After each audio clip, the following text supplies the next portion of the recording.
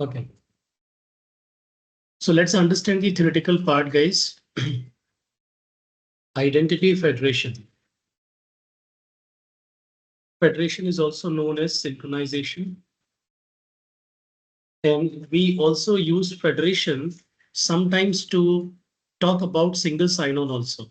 So we call it identity synchronization, identity federation, or we will not call it single sign-on. Basically, for single sign-on, you should not be providing credentials, but single sign-on also depends on identity federation.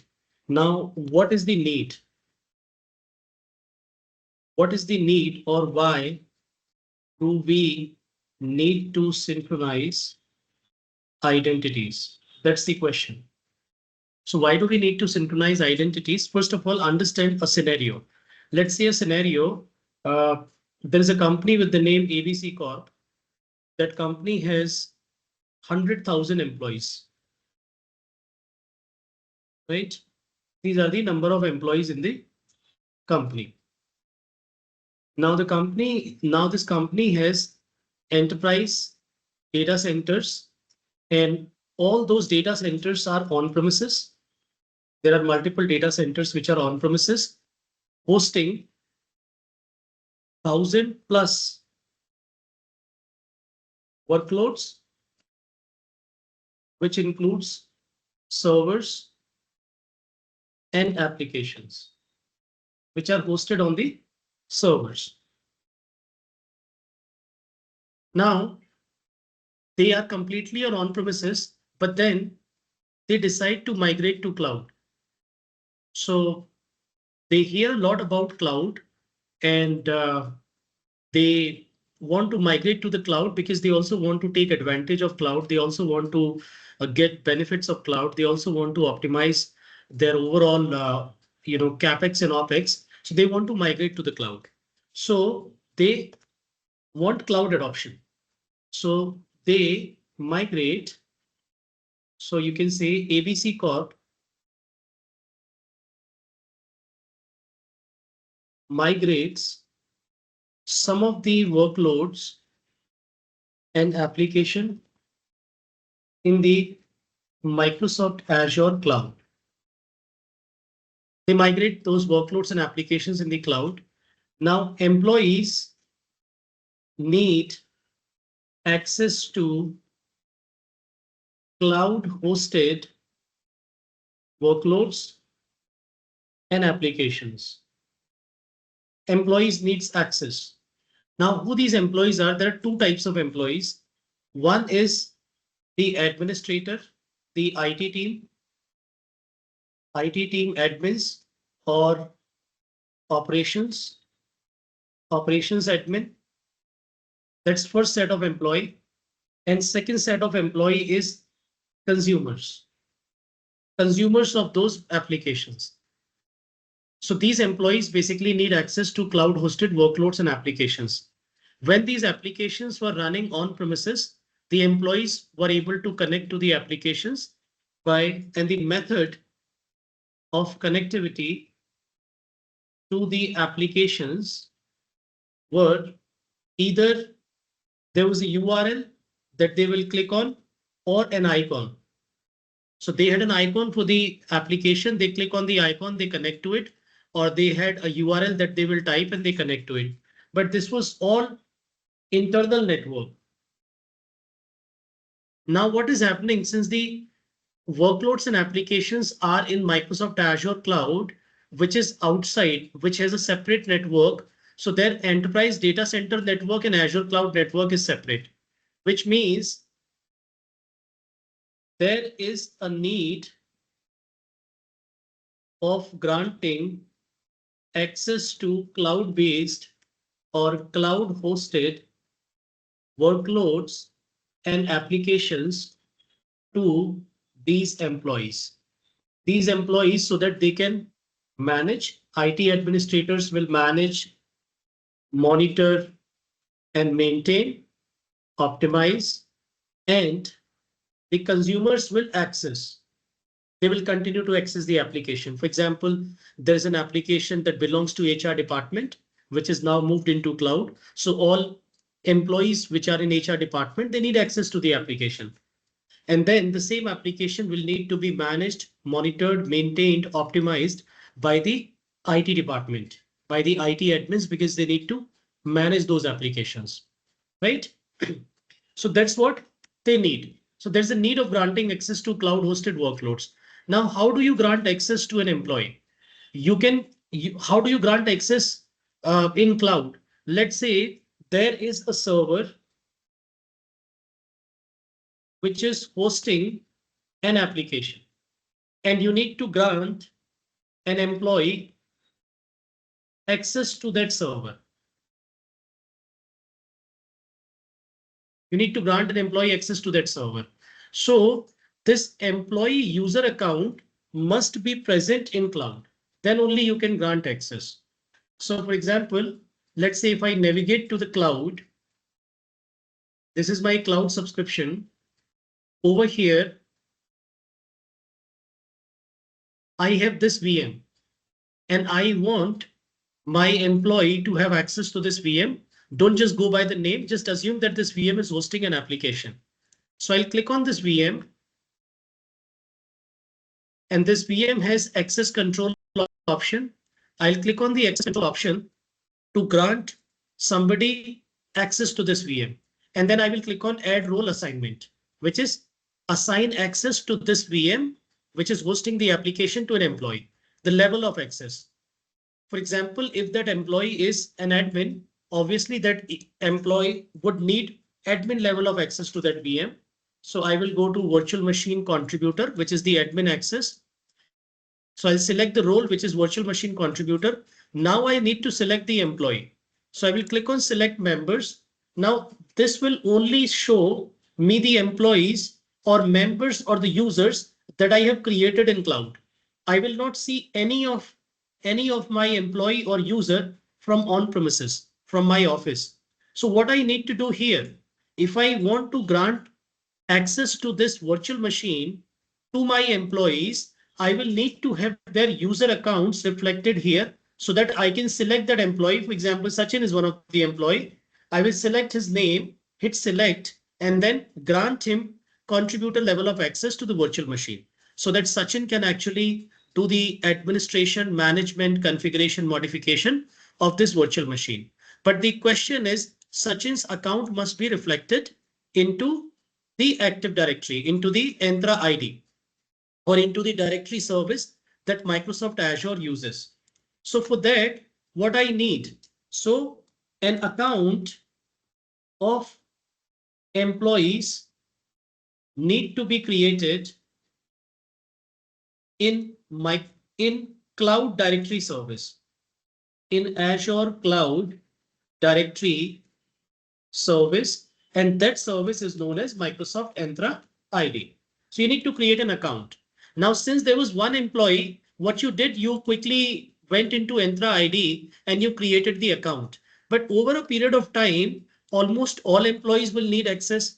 So will you create 100,000 accounts in Entra ID?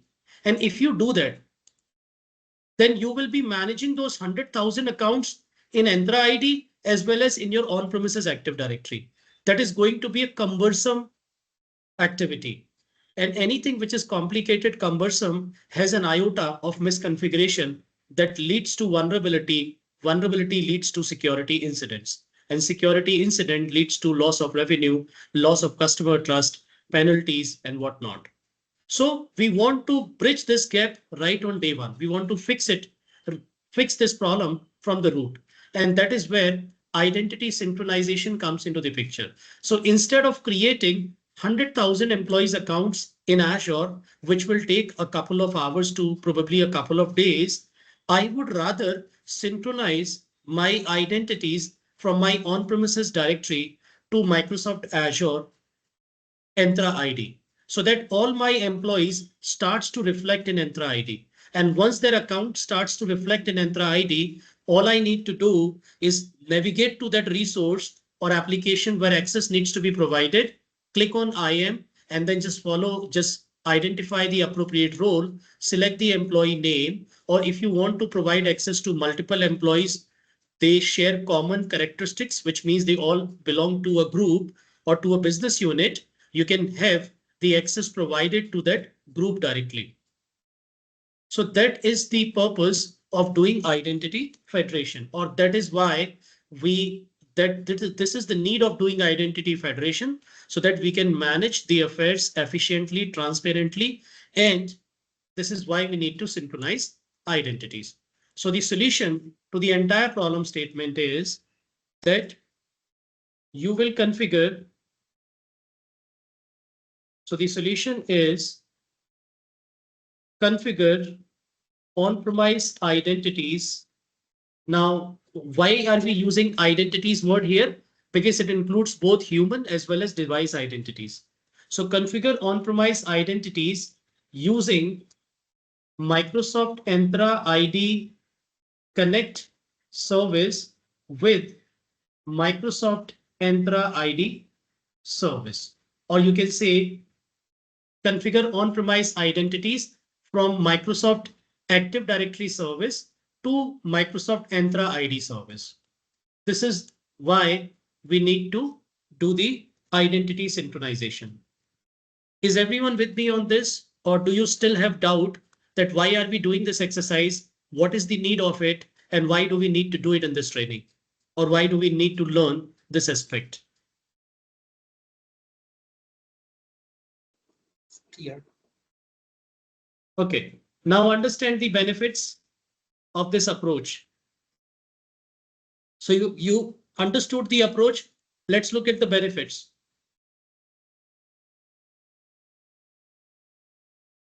If you want to understand the benefits, the first benefit is easy management of identities.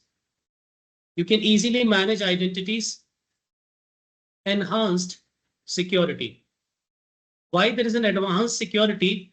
Because once these identities are synchronized in Azure, you can configure MFA, you can configure SSO, you can configure additional access to other Microsoft cloud services, which is M365, Dynamics, SharePoint,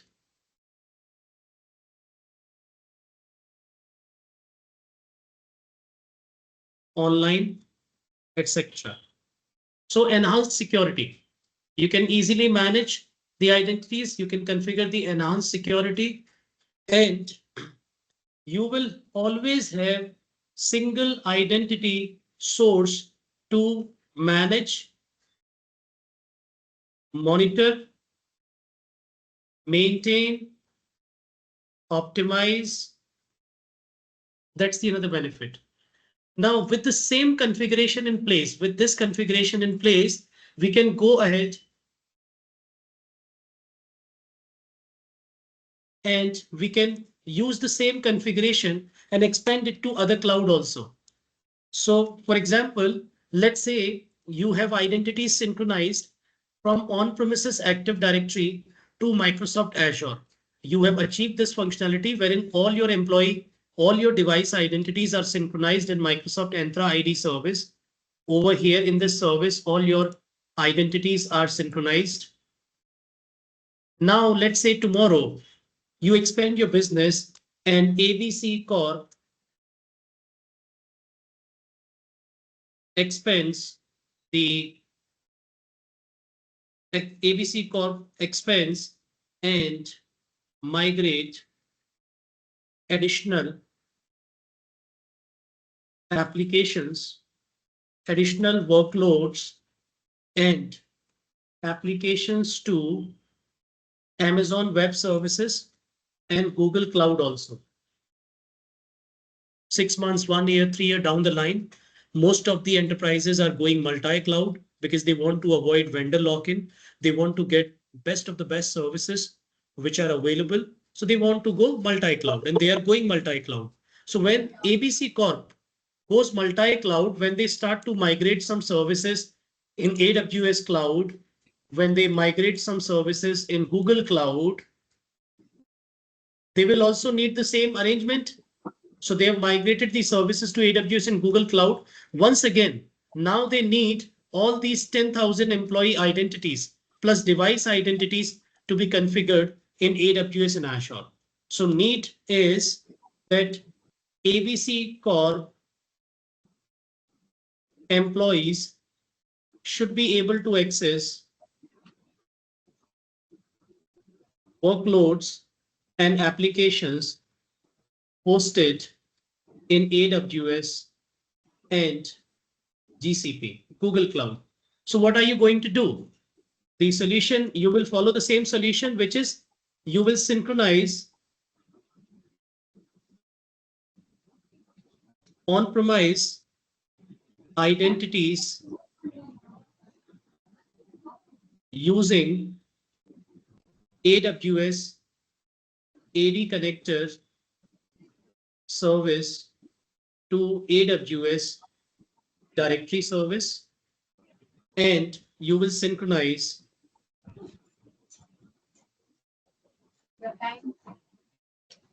on-premise identities using Google Cloud Directory Synchronization Service, GDCS service, to Cloud Identity Service. Cloud Identity is a service in Google, which is the directory service. Cloud Identity Service of Google Cloud. Go on mute. So you will do this activity in future also. Now, okay. So this is the solution that you will basically follow when you migrate, when the company migrates to AWS and Google Cloud. Now understand, once again, we have a problem statement. The problem statement is that you have three-way synchronization, which means you have your on-premises identities getting synchronized simultaneously in Azure, in AWS, and in GCP Cloud. So you are managing three different synchronization, which is again a problem statement. So the solution to this approach is, and I will show you a demo of it also in real time, which definitely will take time to configure. But once it is configured, you will have a foolproof solution with the same level of advantages that you have.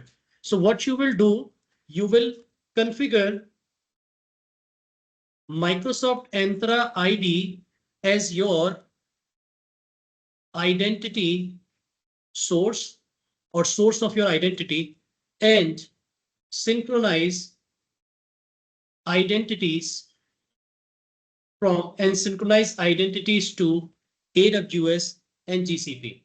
You don't need to configure another on-premises to AWS, on-premises to GCP synchronization, because A, it will take time, B, it involves service, C, it involves cost, D, it involves administration. So what you will do, since you already have your identities synchronized in Microsoft Azure Entra ID, it is already getting synchronized from the past configuration. You will just configure the SSO. So you will configure Microsoft Entra ID as your identity source and synchronize, or you will do SSO, which is single sign-on to identities in AWS and GCP, which means you don't need to do any synchronization in AWS and GCP. You can directly have your identities configured for single sign-on and grant them access to AWS and GCP and all the applications and workloads which are there in AWS and GCP. And another approach to this is, which is you can also configure SSO with enterprise applications. Enterprise applications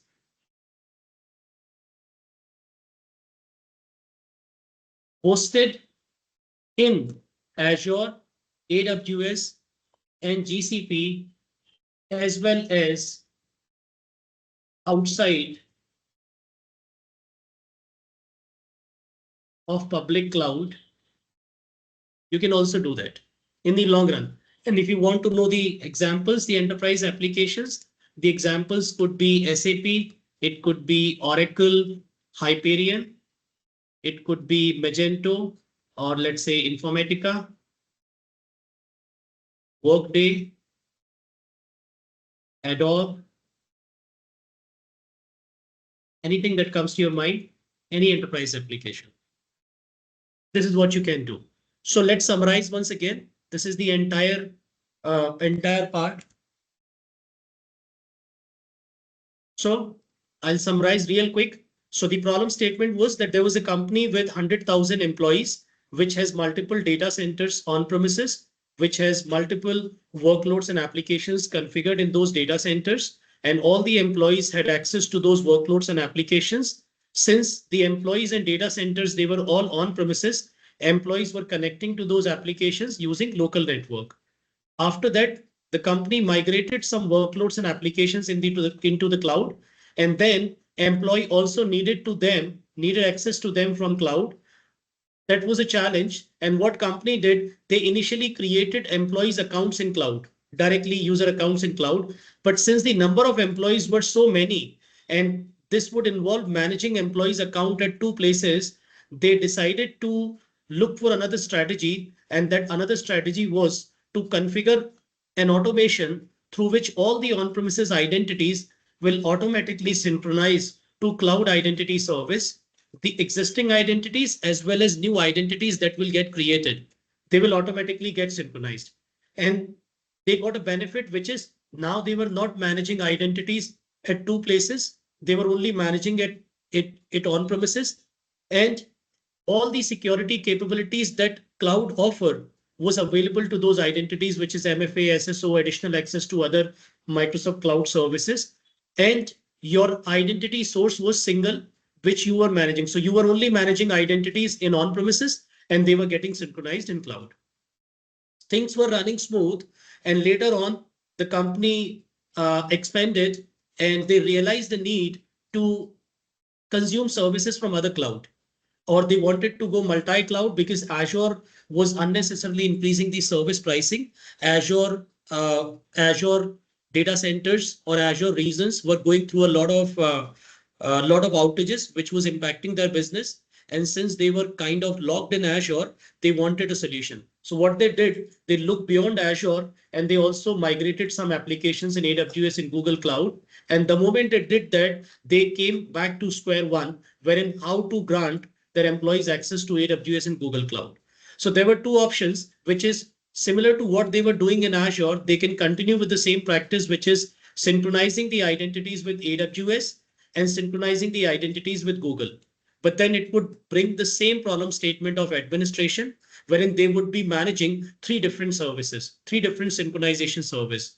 So the solution to that problem statement was that identify one directory service which they already have, which is Microsoft Entra ID, as their single identity source, and then configure SSO with AWS and GCP so that any identity, any employee whose account is synchronized in Azure needs access to AWS and GCP, that employee can directly be granted access to AWS and GCP, and you can manage the affairs accordingly. And you don't manage the identity in AWS and GCP because entire security, which is related to MFA, SSO, password policies, employee lifecycle management, access reviews, all that is happening in Microsoft Entra ID. So Microsoft Entra ID becomes your identity source, which is getting identities information synchronized from on-premises, and from Entra ID, identities are able to access AWS and GCP, as well as any third-party application which is configured with Microsoft Entra ID for authentication, or which is configured with AWS and GCP for authentication. This is the entire use case. What I have just explained, this part, this multi-cloud identity synchronization or SSO, it's a $1 million solution that I basically came up with in 2019, and it was implemented at one of the leading multinational bank, which was facing the same solution because they were multinational. They were using multiple clouds. They were hybrid. They were using Microsoft Azure, AWS, GCP, and they had a lot of trouble in managing identities. And because of cumbersome management, there were misconfiguration that led to vulnerabilities. Vulnerabilities led to security incident, and bank had to lose a lot of their assets in terms of finances, in terms of customer trust, in terms of sanctions and penalties that was levied by the enforcement agencies where bank had operations. So, so we went into the discussion with bank.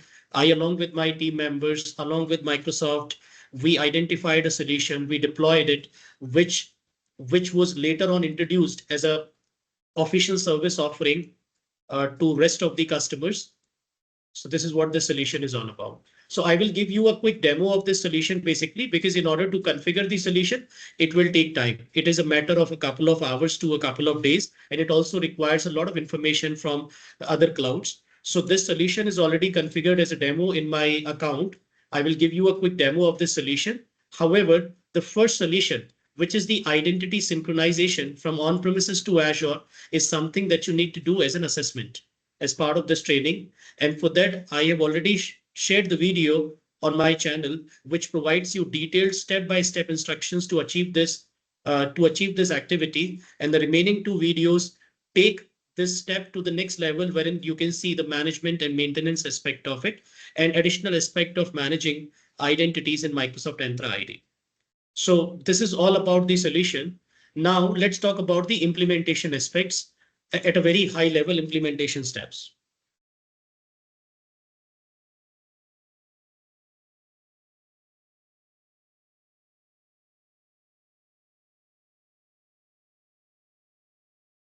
So high level implementation steps. My first implementation step is that I need to have some prerequisite, which means you need to have access to on-premise Active Directory service. Now I will say on-premise directory service, not Active Directory, because your directory service could be based on Windows, it could be based on Lotus Domino, or it could be based on any directory service that uses LDAP protocol. So any directory service that supports LDAP, which is lightweight directory access protocol based, that supports LDAP query, you can use that directory service. Now, in our case, it is Microsoft Windows Server Active Directory. That's what the directory service. So you need access to this directory service. Now, when I say access, what level of access you need? Since you're going to configure the synchronization, you will need access to an enterprise admin account. So that you can configure the synchronization. So this is the level of access that you need.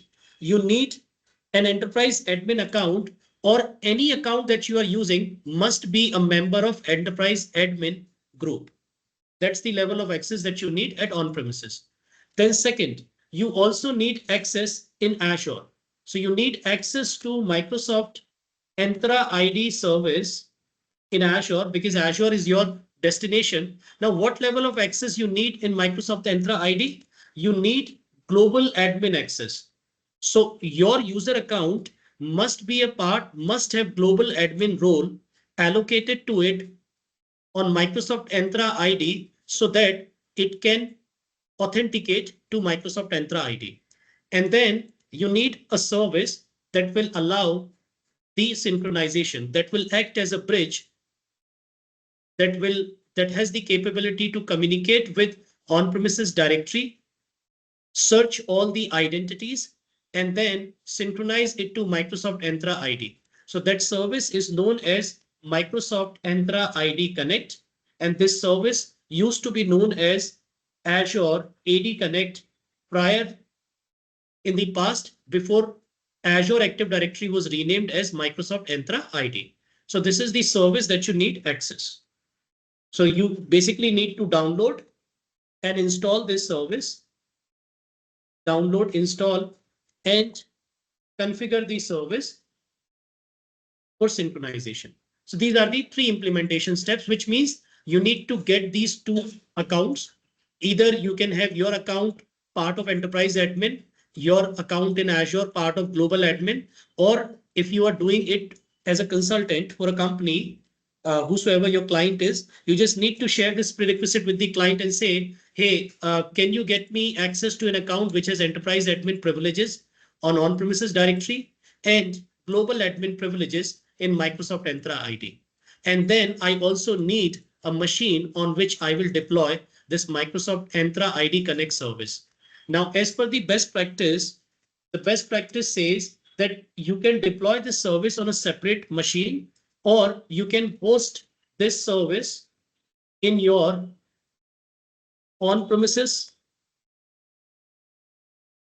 directory service. So whichever machine is hosting your directory service in Windows Server terminology or Windows directory terminology, that machine is known as domain controller.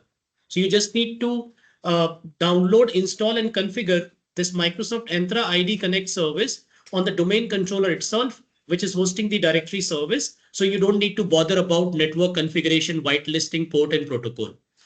That's what you need to do as a best practice, and that's how it happens in the enterprises. So this is my implementation steps. Now, what do you need to do this hands-on lab? You basically need a virtual machine. Now, you basically need a domain controller, server, hosting, Active Directory, domain services, and this domain controller server typically resides on premises. Since we don't have access to an on-premises environment, we can build this domain controller service either in Microsoft Azure itself, the account that we have, or we can build it in other clouds also, any cloud that you have access to, or even if you have access to an on-premises environment, you can build this service in on-premises also. Nobody's stopping you. So you need to have build this service from scratch because you don't have it. And after this service is built, you definitely need to create some users and group for synchronization.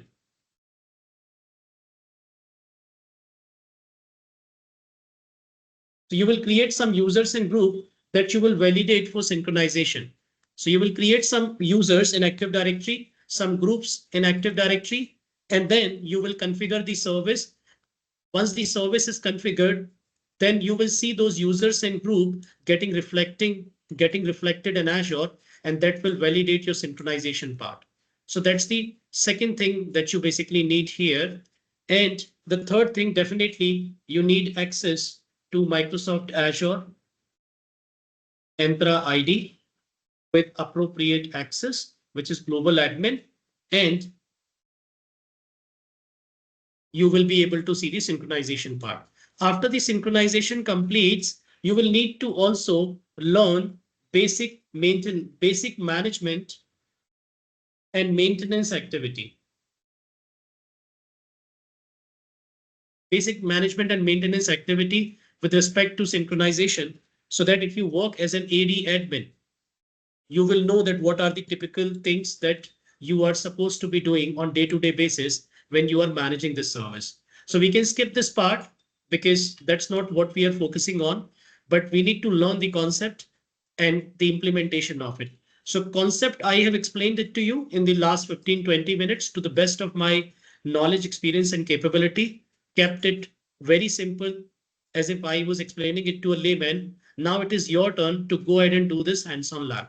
So I'll take a pause here and see if you have any questions, and then I will ask one of the participants to share the screen so that we can configure it, and then rest of the people will basically follow the recorded video, configure it by themselves, and show it to me because that goes into your assessment. Thank you.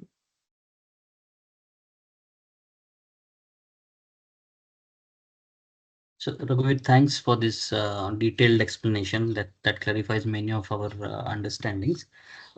Just wanted to understand this synchronization between the on-premise directory service and Entra ID. Is it one way or two way? Like any changes done on Entra ID would also be reflected, maybe in terms of properties of that user. Okay, so it's not reverse synchronization. It is one-way synchronization. It is from on-premises to cloud, which means you can synchronize identities of on-premises into cloud, but any identity that you create in cloud will not reverse synchronize to on-premises. That's one way. Yeah. Second, when you synchronize your identities to cloud, you can enable password and hash synchronization, which basically means that whenever those identities authenticates in Azure, even though your on-premises directory service is not available, through that hash synchronization, the identities will be granted access to Azure. Otherwise, your on-premises directory service must be available at all time because the authorization will happen from that directory service. So you can enable password and hash synchronization. And the other thing, with the Entra ID Premium P2 plan, you also get the capability, which is that if you change the password of an identity in cloud, an identity which is synchronized from on-premises, you can change that identity's password in cloud and it will be reverse synchronized to on-premises, which means if there's a user with the name Sachin, now Sachin logs into Sachin has access to an application which is configured in your on-premises data center and that needs authentication, which means when Sachin clicks on the application URL, that application asks Sachin for his ID and password. So Sachin provides his ID and password and Sachin is able to authenticate. Sachin is able to see the application. Then there is an application in Azure which is authenticated through Entra ID, and Sachin is also able to log into that application. Now, let's say Azure admin, what he does, what he or she does, he changes the password of Sachin in Azure, but the password of Sachin is not changed in on-premises. So there will be two different passwords, an existing password that Sachin continues to use on-premises, and then there is a new password in Azure that was just created by the admin. So to avoid this confusion, what Entra ID has the capability which can reverse synchronize the password hashes. So user can change his or her password on premises. It will synchronize in Azure. User can change the password in Azure. It will reverse synchronize in on premises.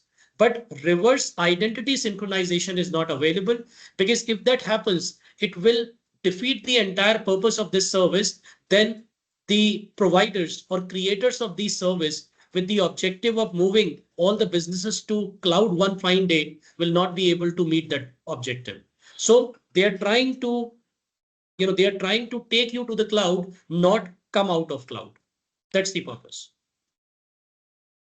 Correct.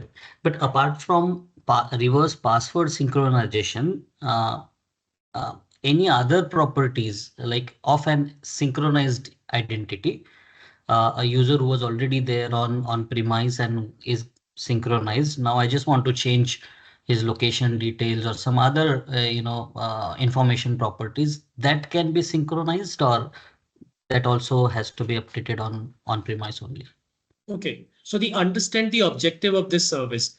You need to, when you are synchronizing your identities from on-premises to cloud, what were two objectives? First objective was to avoid creation of identities in cloud and then manage it. You wanted to reuse your identities. That is why you enabled the synchronization. So any changes that you need to do, it is recommended to have that change done on premises so that it can synchronize in the cloud. If you make any changes to the cloud, then it will not reverse synchronize. That is why all the changes will be done at on-premises. Your on-premises directory will be your single source of identity, which will have all the changes reflected into the cloud. And from there, it will synchronize to other clouds, or it will have single sign-on configured for other clouds. So your on-premises directory service is your single source of identity where you will configure everything. However, configuring SSO, MFA, self-service password reset is a costly affair on premises because you need to take advantage of third-party services which comes at a price. But these services are freely available in Azure. So you can have SSO, MFA, password reset, password policies all configured in Azure and take advantage of what Azure brings on the table. Yeah, I was just emphasizing on that centralized management of identities, and hence I was then a team who is managing the identities will have to, for on-premise identities, they'll have to do it on on-premise Active Directory, and for Azure, the native users, they will have to do it in Entra ID, right? So I was just looking at a solution where a central place for managing the identities, their basic parameters or something that can be That's what I'm managed. trying to say. In Azure, Yeah. you will not have identities because either you are a cloud-born organization, which means you never had on-premises existence. Or You started your business in cloud, so the first identity that you created was in cloud. Then this synchronization does not exist. It is not applicable. Or you are an organization which did existed and cloud happened later on. So you migrated your identities, you synchronize your identities to cloud. So which means you never had identities in cloud. And in cloud, you will only have limited identities, one or two. That's it. All your identities will be on premises and they will get synchronized from on premises. So your centralized identity management is your on premises identity service, which is Windows Server Active Directory. As per the best practices in cloud, you are discouraged to create cloud only identities. You should only create cloud only identities where it is explicitly needed. One or two identities, not more than that. oh, okay, okay. Yeah. And can we also filter which identities should be synchronized and which should not be synchronized? Absolutely. You Yeah. can filter, you can decide which OU should get synchronized, which OU should not get. However, you cannot, out of 100,000 employees, you cannot pick and choose one by clicking a checkbox. So the best practice is you create a security group or you create an OU and move all the identities in an OU that needs to get synchronized in cloud. So create an OU, let's say cloud synchronization, and move all the identities to that OU so that only those identities will get synchronized in cloud. Because you are very much right in your question that I do not need all my 100,000 employees to have access to cloud. I need limited people. So for that, you can create an OU and synchronize that OU to cloud only that contains the identities which needs access to cloud. Perfect. Thank you. Thank you. Rick. Yeah. Thanks. Yes, Abhishek, you Raghu, had a question? Give me a moment, guys. I also have one person in the room who has a question. Yeah. Uh-huh. I think there is another one. Uh-huh. If you are an SME, Uh-huh. how about so if you migrate fully on the cloud? Okay. You want to say you do not leave anything running on premises. Yes. You close your on-premises business. Yes. Okay. In that case, your Windows Server Active Directory. This is one service to which all the applications have dependencies. You've just moved your applications to the cloud, but your directory service still remains Windows Server Active Directory that your applications are dependent on. So what you need to do, you need to configure your application to have authentication and authorization done with Microsoft Entra ID. Then you can get rid of Windows Server Active Directory. Otherwise, you will need to take this Active Directory also into the cloud because your application will need authentication and authorization. So what we do or what I did for one of the client when they decided to completely wipe out their on-premises existence because they did not have their own data centers, they were using colocation, which means they were renting space from data centers and their capex was going much higher. And there was a time when they needed to renew the contract. So that was the right time for them to take a decision. So what they did, they migrated everything into the cloud. But since their applications were authenticated using on-premises Active Directory, they migrated that directory service also into the cloud. That's where I said that now that you are completely in cloud, let's get rid of this Windows Server Active Directory. Let's use Microsoft Entra ID authentication service. So Microsoft Entra ID is also a directory service, which is similar to Windows Server Active Directory service. So what we did, we then looked at all the applications and one by one, we configured those applications to have authentication token done from Microsoft Entra ID and remove Windows Server Active Directory in phases.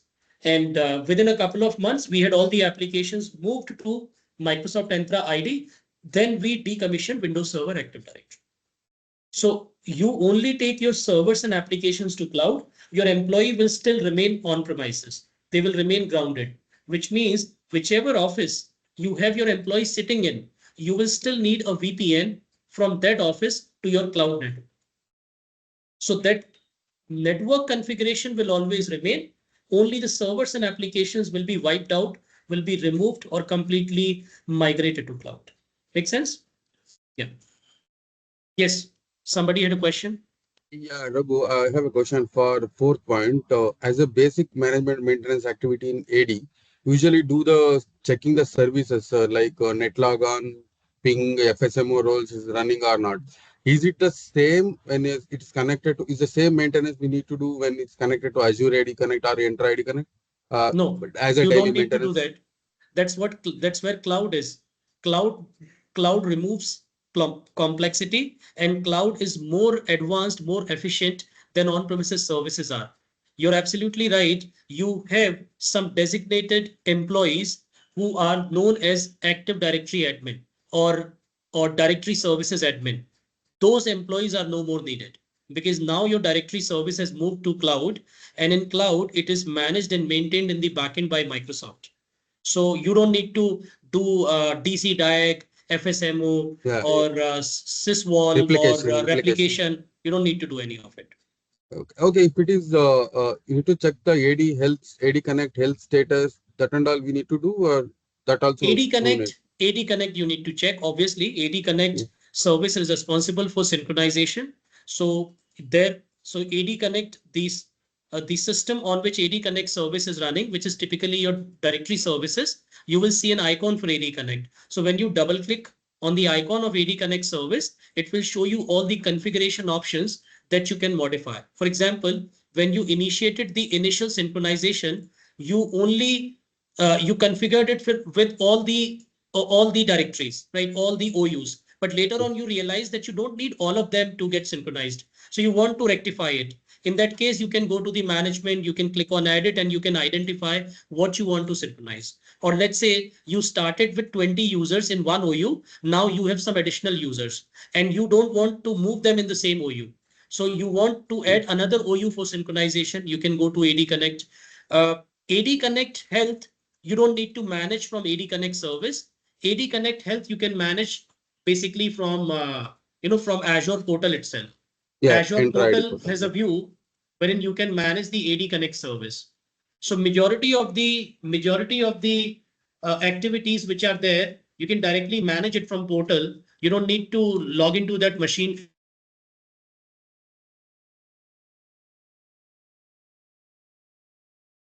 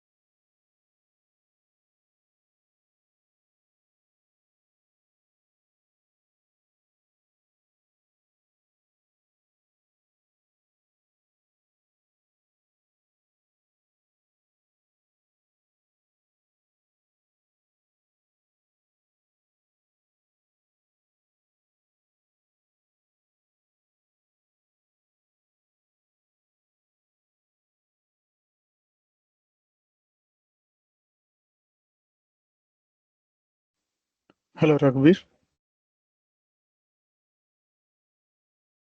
I think Raghu is stuck.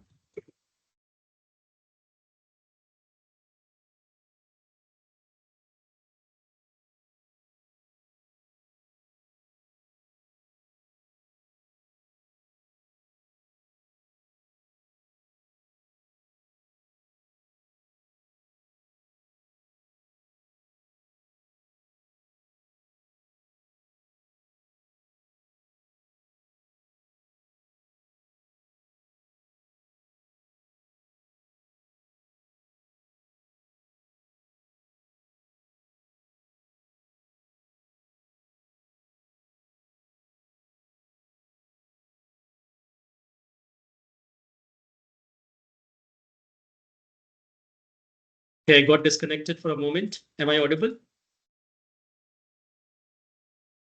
Yeah, can You are you? audible, Raghu, but your screen is stuck. Your Yeah, what you are no sharing. problem. I'll let me know when my screen is visible.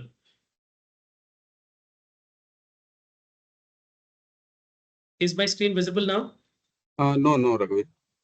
Let me share it once again. Screen is stuck in the previous. That's okay. Let me share it once again.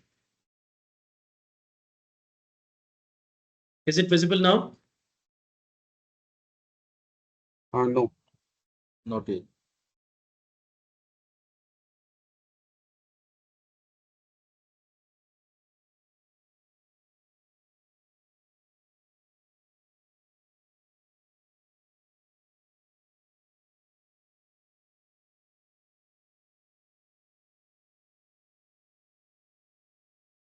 Let me know when you can see it.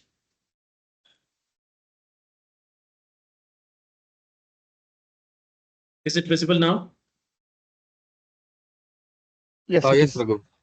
Okay. So I was basically telling that if you want to see the health of your AD Connect service, you can check it from AD Connect icon also, but there you will not get the monitoring data. You can get more information here. So you can navigate to the Entra ID, and in the Entra ID, you will see Microsoft Entra Connect, which is AD Connect part. You can navigate to Microsoft Entra Connect. From there, it says Connect Sync, which is the agent that you've deployed, which shows you the information in terms of whether the sync status is enabled, when was the last sync happened. Now, since I have deleted my on-premises directory, that's the reason it says that last sync happened 22 hours ago.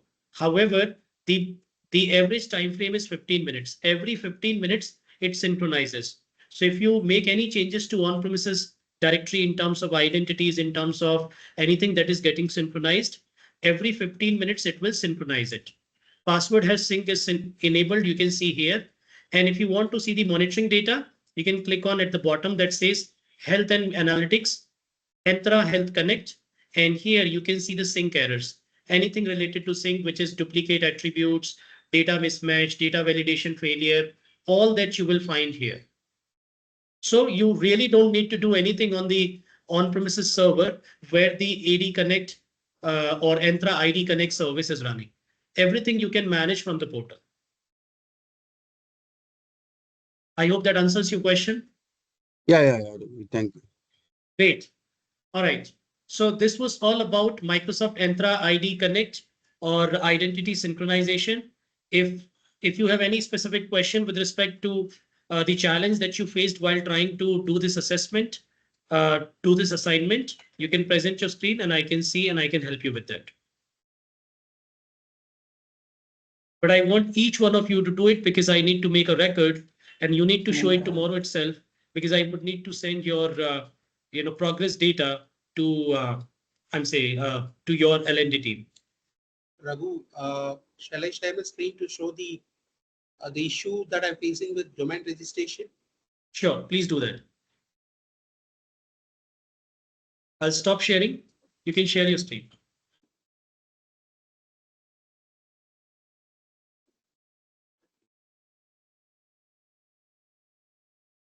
Can you see my screen? Okay.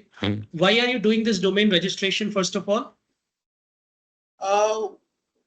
This domain registration is required for me to while configuring the Microsoft AD service with the Entra ID, right? No, this is not needed. Understand one. You're trying to register a domain. The first question is, do you really own this domain? Have you No. purchased this domain contoso.com? No. Then how can you register for it? That's the first thing. And then what is this registration service? This basically means, can you go back to the default directory, Entra ID? Yeah, I'm here. Yeah. Over here in the Entra ID, you can see what is your current domain. Every customer of Microsoft, let's say you are an individual, you don't own a domain, but Microsoft services are public and global in nature, which means they need an identity to be accessible over the internet. So what Microsoft does, Microsoft provides all customers a domain which is known as onmicrosoft.com. So that's your domain, which is currently currently available. But if you don't want to use onmicrosoft.com, you don't want people to know where you are hosting your service, you want to use your own domain, then what you can do, you can purchase a domain. Microsoft also sells domain, or you can purchase a domain from GoDaddy or any other company and then come to this window and add your domain. When you add your domain, Microsoft will ask you to verify your ownership on that domain, whether you own it or not. For that, Microsoft will give you a text and MX record value that you will need to update at your domain registrar. And once you update that value, you can start to use that domain. Then the identities that you will create, they will have your domain name. That's the concept of domain here. It is actually not needed when it comes to identity synchronization. So, but when I configure the role, when I install the AD service, right, on the domain controller, right, server, I use the contoso.com as of when I create the forest. Yeah, that's okay. Contoso, Microsoft allows to use Contoso. Contoso is a domain that Microsoft has whitelisted, and it allows to use Contoso whenever you learn a Microsoft technology, whenever you do a Microsoft training, you can always use contoso.com. Okay, in that case, domain registration is not required. I can use the default domain, whatever I have. Yeah, you can put any domain. You can put abc.com also. Nobody is stopping you because this entire lab is within your network. You are actually not deploying an application and hosting it over the internet that actually needs the domain name, right? Okay. So, for example, I'll show you this, that how it is done. Let me take control for a while, and this is for all the participants. Please try and understand this concept here, the domain concept. So I have a paid account, which is this paid account, which is actually, which is actually my paid account. And in this account, in fact, my business website is also hosted, right? So the website that you find it on my, on internet, that is hosted here. Now over here, if you see, first of all, I'm not using any premium P1 or P2 license. I'm using a free license because free is more than sufficient for me. Whenever I need to deliver a training, I always go by Azure subscription vouchers. I purchase vouchers, delegate it to my participants, and keep one for my demonstration also. Now over here, if I go to the domain, custom domain part,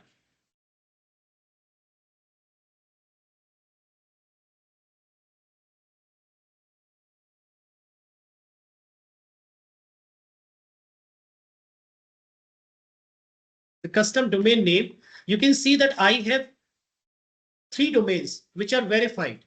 I have cloudexpert.com domain, it is verified, and it is my primary domain also. So what is happening here with this cloudexpert.com in place, if I go and create a user in my directory, if I create a new user in my directory, my user will always have their UPN as cloudexpert.com. But in your case, it is not the case. In your case, it will be the other two, which is on Microsoft.com, this one. This is the one that you will be using, which is your email address, whatever with which you signed up to Microsoft Azure on Microsoft.com. This is what you are using. But in my case, I can have my users as their first name dot last name at cloudexpert.com. But that is not that is something which is not available to you. So when I build an Active Directory, I can use a domain which is cloudexpert.com. When I create my users, they will have cloudexpert.com. I can also create their mailboxes with cloudexpert.com. I can create my applications with cloudexpert.com. This is the benefit of using a domain. But if you don't have a domain, you can always use contoso.com that Microsoft allows. Make sense? Yes. Thank you. Okay.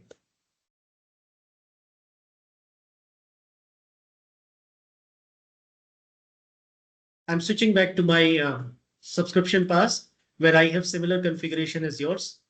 Okay. So any other participant who has any issue, or what we can probably do, guys, now that you have understood the concept, let's not spend more time here. I will give you another day, one more day to complete this activity. You all need to demonstrate it tomorrow when we start the session. You all should have an Active Directory server with some identities that get synchronized in Azure, and I should be able to see those identities synchronized in Azure. Then I will ask you to create one identity right in front of me in on-premises, and I want that identity to get synchronized in next couple of minutes. And if that identity gets synchronized in Azure, then I would consider that lab has 100% down. If it is not synchronized, but you can show me some identities in on-premises that got synchronized when you actually did it, you are 80% down. And if you can't show me anything, it is 0. And I will have to send 0 to your management then. So please make sure that you do it. It's very simple, straightforward. Is that a fair expectation, guys? Yes. Okay, Yeah. great. Let's move on. Raghu, can you provide the steps? Speak a bit louder. Yeah, can you provide? Not able to understand. Hello. Yep, I can hear you. Yep. Yeah. Could you provide the step of that so we can consider it? What do you need? For I didn't get it. What do you need? step for creating that AD service and Those steps are there in the video. That's what I'm trying to say. See, a Okay. picture is worth 1,000 words. A video is worth 1,000 pictures. So if I Okay. just write 20 words, a picture is worth those 20 words, and a video is worth those 20, pictures. So it's a straightforward configuration which is there in the video. You just watch the video and you will be able to do it. Okay. Yep, and I've already mentioned what you need to do. You need to build a domain controller service. Basically, you need to build a virtual machine in Azure with 2016, 2019, 2022 server operating system. Once it is built, you need to log into that virtual machine, and then you need to add Active Directory domain services role in it. Once that role is installed, the VM will get rebooted, log into the VM once again, go to Active Directory users and computers, create some user accounts, create some groups, and then download Microsoft Entra, Microsoft Entra Connect service, Microsoft Entra Connect Sync service, and configure it. And you will see the entire steps in the video because I am personally configuring that in the video. And while I'm configuring it, I'm explaining each and every step. And I'm also explaining, the additional things that my participant needs to know with that service. Raghuveer, I have one query. Yep. Raghuveer, I configure the domain server using contoso.com by referring your YouTube video. But you spell the contoso as contoso.com in the video, and I configure with the same domain. But now I see in the actual domain has the single S only. That's okay. Is It hardly makes any difference. That's what I'm trying to say. Whether you do Contoso, whether you do abc.com, or whether you do your name.com, it hardly makes any difference because you are not doing a production configuration wherein you will use that configuration to build applications, to host those applications in cloud, and to have them available to the rest of the world. This is just a lab that you need to understand. I'm saying I cannot expect you to spend 1,000 rupees from your own pocket, purchase a domain, and then use that domain to configure the synchronization. That is the reason I'm saying you can use any domain of your choice, or you can use contoso.com with 1S, 2S. That's totally up to you. Your entire configuration has no impact on the choice of domain or the name of domain that you will use. Good then. Yeah. Okay. Great. So this is what you need to do. Do I have any participant who actually tried it yesterday and got stuck with some of the configuration part? This is an opportunity for you to share your screen. Yeah, hi Raghuveer, Roshni here. I have one question. Sure. So Yes, Roshni. while creating the virtual machines, it takes money from our subscription, right? Uh-huh. So it's showing me like 11,000 something. So I didn't subscribe it. I didn't do Why it. don't you share your screen? I would have clear understanding of what you're trying to say. Okay, sure. Yes, actually, at the end of when we create this machine, it shows $15 credit will be utilized. So No, it doesn't say $15. It says 15 rupees an hour. That's Okay. rupees an hour. Okay. when you provision the virtual machine, look carefully. It says rupees. At the end of the provisioning, it shows you the actual per hour cost of that machine. It show me around 5 rupees per hour. Yeah, I'm Okay, saying sir. you are not supposed to take a machine of higher configuration. Just go with any configuration which provides you 2 CPU core, 4 GB of RAM. It is more than sufficient to build your Active Directory because you will just be creating a couple of users. I'm saying you're not building a production ready Active Directory server, which will have thousands of identity on it. The ultimate goal of this exercise is to understand the concept, implement it so that when the right time comes, you can implement it for the production environment also. Yeah, you are able to see my screen, right? Mm-hmm. So,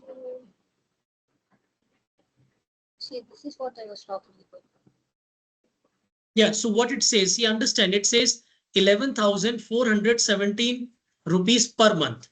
This is per month cost, not per day cost. Now, if you divide it by 30, what will it come? And if you divide it by 24 hours, you will get per hour cost.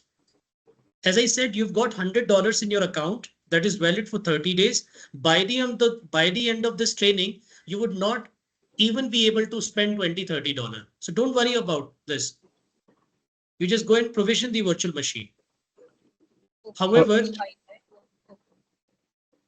However, this configuration that you are taking is not correct. Go on to the top. I will help you with the configuration real quick. Okay. Okay, this is for all the participants. You can see here. The first thing is subscription. Then you need to type the resource group name. Do you have a resource group? If not, you can create it.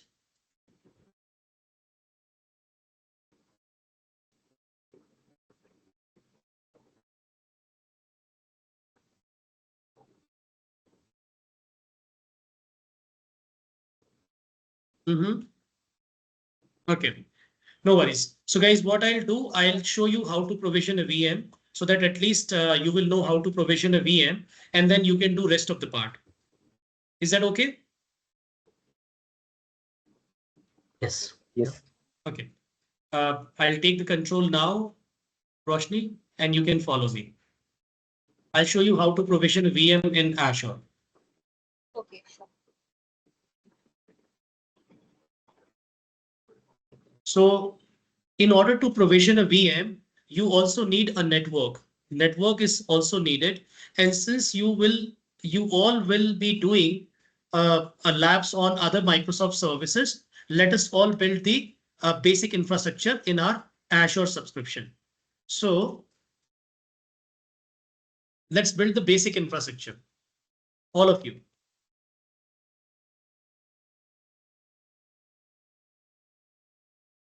Deploying base infra. So when I say base infra, I would need a couple of components. The first component that I need for my base infra is a resource group. Then I need a virtual network. And then I need a virtual machine, and that virtual machine is my endpoint. That virtual machine is my server. That virtual machine is my application hosting service. So these are the three things that we need. And on this virtual machine for this specific lab, I will deploy Active Directory domain service. Active Directory domain services I will deploy on this virtual machine. So first we need a resource group. Now, what is a resource group? Resource group is a container of our resources. Whatever you deploy in Azure, it requires a container service. I'm saying it needs to be grouped somewhere. So it is a container. So let's say you deploy a VM, you deploy a storage, you deploy a database, you deploy some IoT service, you deploy some network, you deploy a firewall. Whatever you deploy in Azure, it will be deployed inside a resource group. So what you can do, resources that belongs to the same initiative, same project, same business unit, you can put them into the same resource group so that you can easily identify who belongs to what. That's the concept of resource group. Then comes network. Now, obviously, I cannot explain network in detail. For that, you can watch my Azure session recording wherein I'm talking about virtual networks. But at a very high level, I can tell you that a network is needed to host resources. Without a network, you cannot build a virtual machine. You cannot host a service. A service that has the capability to communicate over the internet needs a network, needs an IP address, and that IP address comes from the network. So network is needed for communication and collaboration. So you also need a network. And then you need a virtual machine. Virtual machine is like a server or like a desktop that will be hosting your application. And that virtual machine will also have a storage attached to it where the data will be stored. So this is my base infra that I need to deploy. So let us all deploy this base infra first. Is everyone with me on this? Yes. Yes. Yes. Okay. So first I will create a resource group. So on the top in the search, please type resource and you will see the first option that says resource group. So first I will deploy the resource group. Now my environment has multiple resource group. Don't just focus on them. Let's create a new resource group. So we are creating a container service in which our resources will be hosted. So when you click on create a resource group, it opens the form where you need to provide information. So provide your resource group name. You can say it's Microsoft or Microsoft Defender for Cloud, MD, I would say TCS training. This is the resource group that I'm creating. Then comes region. Where exactly are you going to host your resources? So you can select the region, which is East US. Why are we selecting East US? It has the largest data center of Microsoft Azure. So you will not have any resource availability challenge in East US. Second, the resources cost is also comparatively cheaper in East US. So I will choose East US. Then I will click on tags. Tags are optional, but what does it mean? Tags are key value pair. They are similar to a tag that you put on your luggage when you travel, so that if your luggage is misplaced, whosoever finds it can read your name, can read your phone number, can read your email, can probably read your employer name or your address, and they can help you get it back. That's what tagging is all about. It's an optional service. It's not mandatory. If you wish, you can put, or if you wish, you can skip it. But let's say I'll put a tag. So tag, I can put purpose. Let's say what is the purpose of this resource group? I can say this is my training. Purpose of this resource group is training because I'm creating it for a training. The validity. What is the validity of this resource group? I can put June 2024. And I can add more tags. I can add up to 50 tags. So if I want to add more tags, I can say, what is the cost center? So I can put some numbers that this is my cost center for this training. You can put another tag who is the owner of this resource group. You can put your name. So this is how you can put additional information for a resource, and that will help others to identify who does this resource belong to, what was the objective of creating it, what is the validity, and they can approach you if they need any questions. So you provide the tag information and then you click on review plus create. And in the end, you will see that the validation passed. You will hit create. So this is how you create resource group. So resource group is the first resource that I need to create. So I've created the resource group. Now the next is creating a network. I also need a network wherein I will be deploying my resources. So let's create a network. Even if you don't create a network, Azure can create a default network that can be leveraged for this training. But since this is, since I'm saying I don't want to go with the default, we can create one network ourselves. So we'll create a network now. Is everyone done with resource group creation? Yes. So let's create a network. So we will type virtual in the search. That will give us a lot of combinations that has virtual in their prefix. And the second option is virtual networks. So I'll click on virtual networks, and here I can create my network. I already have one network created with the name production VNet. I assume this is my production network. So I'll create one more. So I'll click on create, and that will open the service provisioning form. So whenever you hit create for a service, it will open a form that will ask you for certain information. So I'm creating a network. So now, since I'm creating a network, it will ask me some information. Some are mandatory, some are not. For example, anything that you see with a red asterisk, red star, is a mandatory. So you can click on subscription. Right now, you only have access to one subscription, so it is by default selected. Now you can click on select your resource group that you've created in the previous tab. So I've selected my resource group, which means this network is going to be hosted in this container. Then comes network name. I can put my network name. I can say MDC network. This is Microsoft Defender network. Whatever name you want to put, you can give it a name. And then since your container is based out of US, by default, the region will be East US. However, you can change the region also. You can create services or resources in any region, irrespective of the container region. So I'll just go with the East US. Then comes next step, wherein network is a security service and Azure gives you some additional security capabilities here.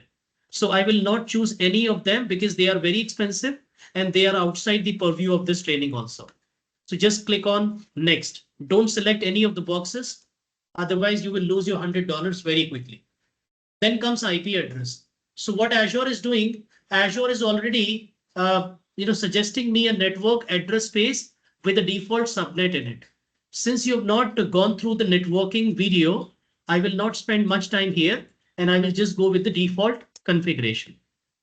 Then comes next, once again, tag. If you wish, you can put the tag or you can leave it as it is. Whenever you create a tag, Azure will store it so that if you need to use that tag next time, you don't need to type it. You can use it from dropdown. So I can just use it from the dropdown, all the tags. For example, if I want purpose, automatically it will pick up training. It remembers my tags that I've created in the past. So I can put tags if I wish.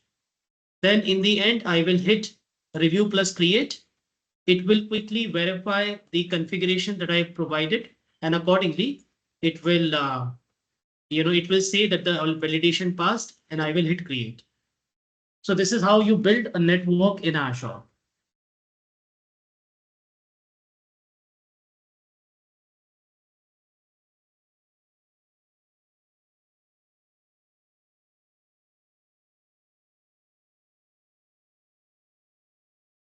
After the network is built, then you will need to build a virtual machine that will be hosting your Active Directory domain service. And also, as part of this training, when we do Microsoft Sentinel, Microsoft Endpoint, Microsoft Identity, we will definitely need a couple of endpoints. So you will need virtual machines. So you need to get a good comfort level in terms of virtual machine provisioning so that you can build multiple virtual machines as and when needed. So my network is created. If I go back to the network blade, I will see my network also. I'll take a pause here and see if you have any questions or if everyone is on the same page.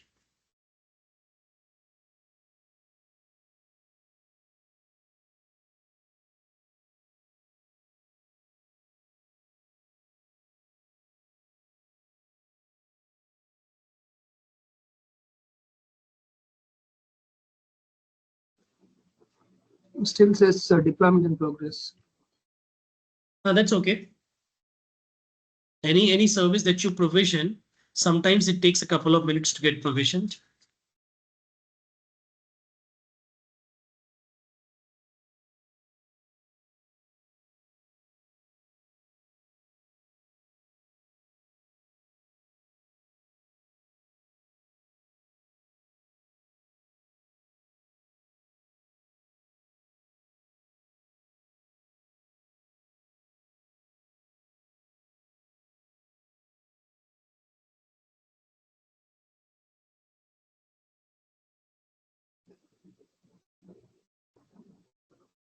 It's done now. It's done. Okay, great. Let's move on to the virtual machine part. I will explain how do we provision a virtual machine in Azure with the bare minimum options that is needed for this training. And that will also be cost effective. So in the virtual machine blade, you see a create button. Any service dashboard that you navigate to, you will always find a create button there. So click on create and then you see this option Azure virtual machine. You don't need to select the second and third option. Select the first option, which is Azure virtual machine.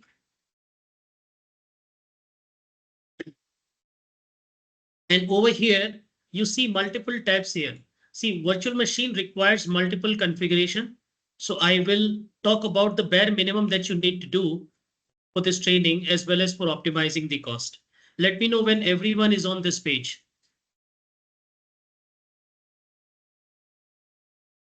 Yeah. Yes. Okay, so the first tab is basics. In the basics tab, first you need to provide your subscription. It's already there. Select your resource group. You can select your resource group, which you have created. Then comes virtual machine name. Name of the virtual machine should not exceed 15 characters. Otherwise, it will Hello. be difficult for them to join to a domain. Yes. Hello, Raghu. Sorry to interrupt, but in resource group, I have made only one resource group and it is showing me two resource groups. Right. I The had other resource group is a default resource group. No, it is a network watcher. Yeah, that's what I'm saying. It's a default resource group. Acha, it's a The default moment you group. create a network, Azure will create a monitoring service in the backend through which it will monitor your network. That's network watcher service. Okay, okay. Thank you. So you select your own resource group. Okay. Next, virtual machine name should not exceed 15 characters if it's a Windows virtual machine, because when you join a virtual machine to a domain, it only picks up first 15 characters because the NetBIOS name is 15 characters. So you can put a virtual machine name, and this is my Active Directory domain service VM. I can put the name as ADDS-VM so that I will know by looking at the VM name that this is my directory services. Then comes region. Region is East US by default. Availability option, guys. Over here, you need to choose no infrastructure redundancy required. Then comes security type. Don't choose trusted launch virtual machine. It will increase the cost. Use standard virtual machine. Then comes next, which is image. Image means operating system. By default, it is choosing Windows Server 2016. It's totally up to you whether you want to take 2016, 2019 or 2022. I would rather suggest you to go with 2016 because the configuration steps will remain the same. After that, it says VM architecture. By default, it is selected. Move on. Then it says run with Azure Spot Discount. Do not check this box. It is not needed. Just go with the size. So after you select the virtual machine image, you need to select the size. Now, this is the size that I'm selecting, which is two CPUs, 8 GB RAM. You can select other sizes also, but do not go beyond 2 CPU and 8 GB RAM. See, if you go to B size is very cheaper, which is 5,000 rupees per month.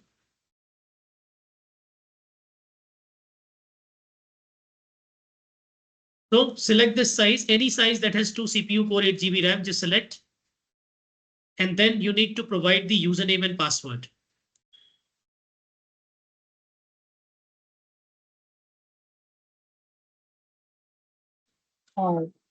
Sorry, can you tell me which disk you select? Size? You can select any size, which is 2 CPU core, 8 GB RAM.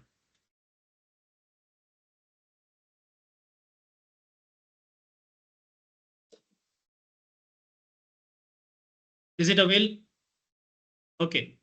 Then comes No, administrator. actually, hello, it is not available. Right, that's Nothing what I'm is saying. showing Whatever in is available, you can see. I'm saying you can click on see all sizes, and then you will see all the sizes here. Then you can select the B size, and in the B you can select B2MS because the cost of B2MS is like 5,000 rupees per month. If you select D series, then the cost of D series for the same configuration is 11,000, double. So you can select these. So whatever you size you select, after selecting that size, you just need to click on select, and that size will be selected. All right. Next is username and password. You can choose a username and password of your choice, but please remember it. Do not forget it. So what I do to keep it simple, I always use username as Azure user and password as admin, A capital, admin @ 123456789.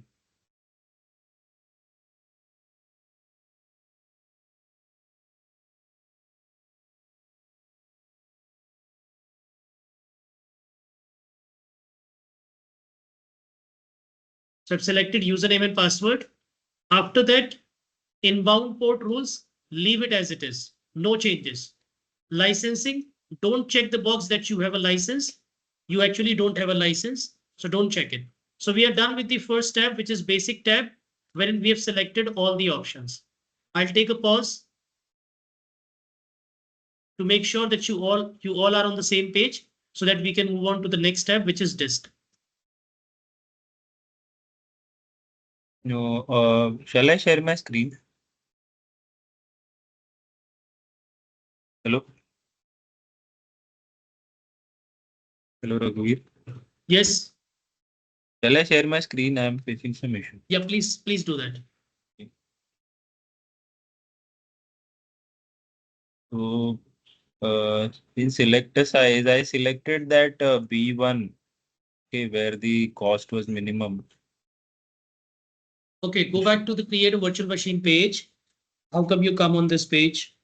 Okay, over here, See click all on the sizes. see all sizes. Yeah. See, the reason is, no. Go back. The reason the size is not coming, go back. Go up. You've selected wrong configuration.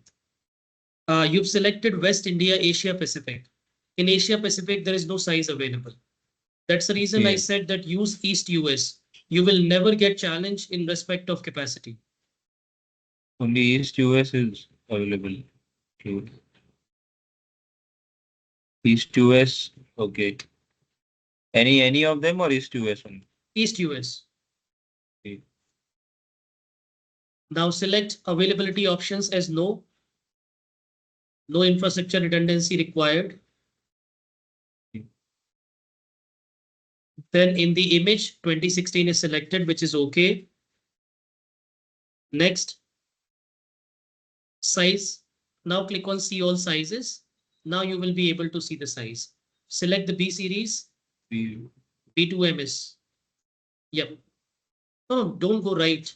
Go to the left where you see the name. Yeah, B2MS. Done. Select. So that's how you select the size. Understood. Okay, now you need to provide username and password. That's it. Okay. I hope everyone is on the same page now. Yeah. Let's move on, guys. All right. So after you select your, is my screen visible? Yes. Okay. So after you select your rest of the information here on the first tab, then comes the second tab, which is disk. On the disk tab, all you need to select on the OS disk size will remain 127 by default, but OS disk type, select, don't go with premium, it's expensive. Go with standard SSD. This one. Standard SSD. This is a reasonable, it is not very low in configuration. It is not very high in performance. It's a reasonable size. Standard SSD you need to go with. And then there is a box that says delete with VM. This box needs to remain checked so that whenever you delete the VM, this disk will also get deleted along with the VM.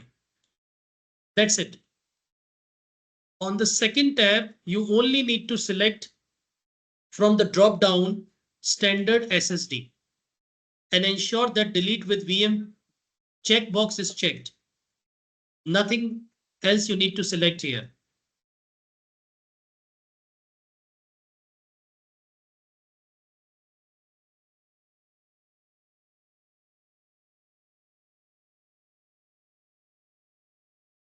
Then comes the next tag, which is networking. In the networking tag, by default, it will automatically pick up your network and your subnet. You don't need to do anything on the networking tag. It will automatically pick up the default information. All you need to do here is this box that says delete public IP and NIC when this VM is deleted. Just check this box. That's it. The rest of the information will automatically come in the networking tag.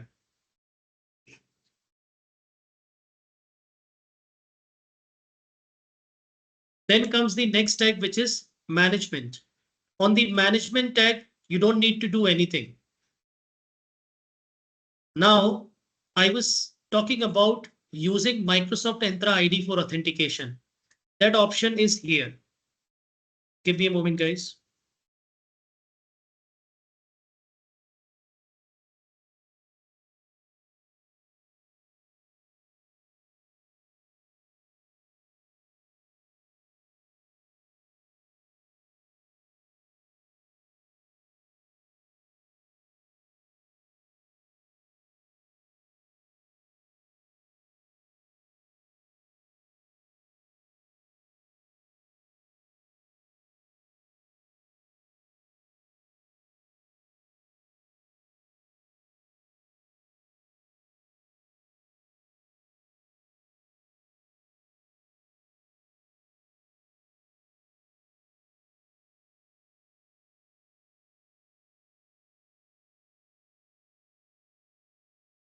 All right, guys.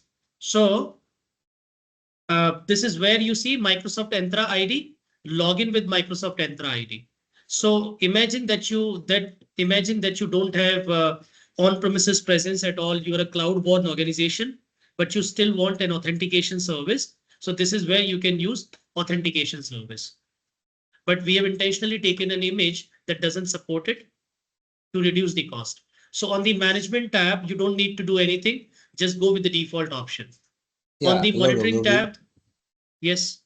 Yeah, Raghavi, on our screen, before the identity, there is option coming, says enable basic plan for free. So should we keep it checked or unchecked? Just go with the default options. Okay, so basic plan for free should be, it will be check mark, right? No, on no. the management part. I'm trying to say that whatever is the default options, just go with it. You don't need to make any configuration on the management tab. Okay. Just go with the default option. On the monitoring tab, no configuration, default option. On the advanced tab, no configuration, default option.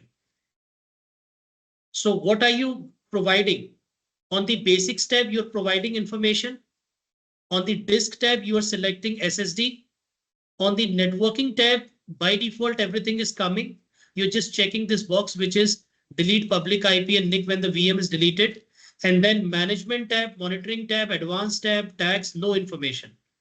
Tags is optional. No, if you I wish, was you can talking about if you check the management part where it is showing for you that your subscription is protected by foundational cloud security posture management for free plan. Here we are getting the option says enable basic plan for free, and that is tick marked. So we will keep it as it is. Yeah. All right. So management, monitoring, advanced, tags, nothing, no configuration. And then click on review plus create. So you're creating this virtual machine. And the cost of this virtual machine that I will pay is 7.5, which is 7.5 almost, let's say if I just do a round off, around 8 rupees per hour, which is okay. If I run this virtual machine for 10 hours, it will only cost me $1. That's it. Well, it says validation passed. Please hit create. So this is how you build a virtual machine in Azure. Now, how do you log into that virtual machine? How do you create Active Directory services? You can refer from the video.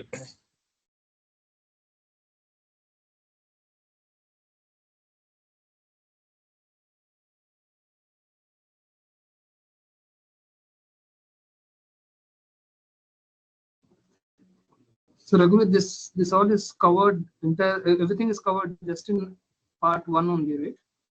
Yeah, this entire is covered in part one. In part one, I'm first provisioning a virtual machine. And then I am connecting to that virtual machine. After that, I'm deploying Active Directory domain services. Then I'm creating some identities. Then I am downloading Azure AD Connect, which is Microsoft Entra ID Connect Sync agent, and then doing the configuration. That's the part one. Okay, so that should help us to create identities and sync either ways. Yep. And then part two and part three is the advanced. It is in continuation with part one. So if you want to learn more, you can see the part two and part three. Make sense? However, yeah, I can see that some participants are really finding it difficult to navigate through options or to build the basic services. See, the basic service understanding you should always have. So for that, if you want to learn the basic part, then this is what you need to do. You need to go through this video wherein you're seeing the basic part basically, which is here. So this is the basic part.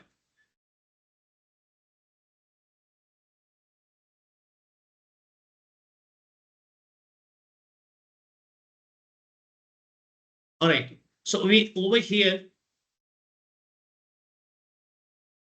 Is my screen visible? Okay. Yes. Over Yes. here, you see this video that says Azure Virtual Network. This 1 hour of video will tell you everything about virtual network. That what is a virtual network? Why do we need a virtual network? How it compares with on-premises network? How do you create a virtual network in Azure? How do you perform segmentation? All about virtual network. The other video is Azure Virtual Machine.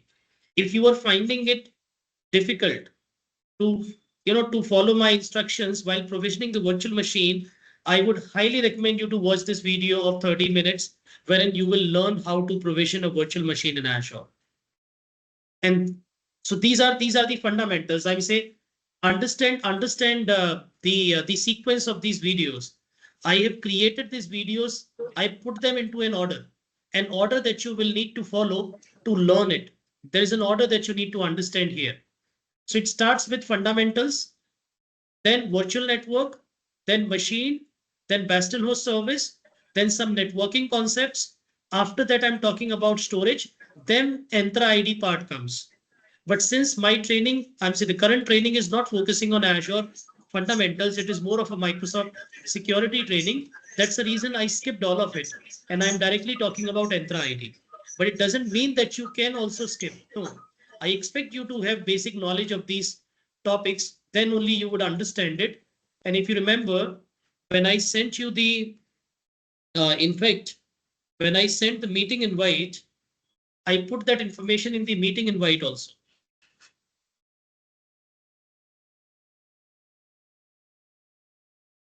Give me a moment here.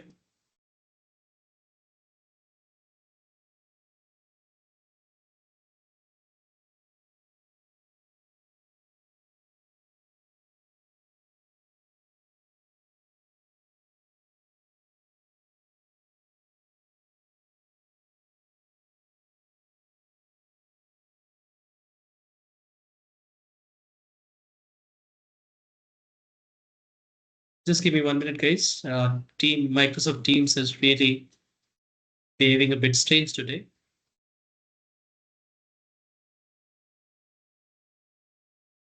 Am I audible? Yeah. Yes. Okay. So I'm sure by now your virtual machine is provisioned. Yes.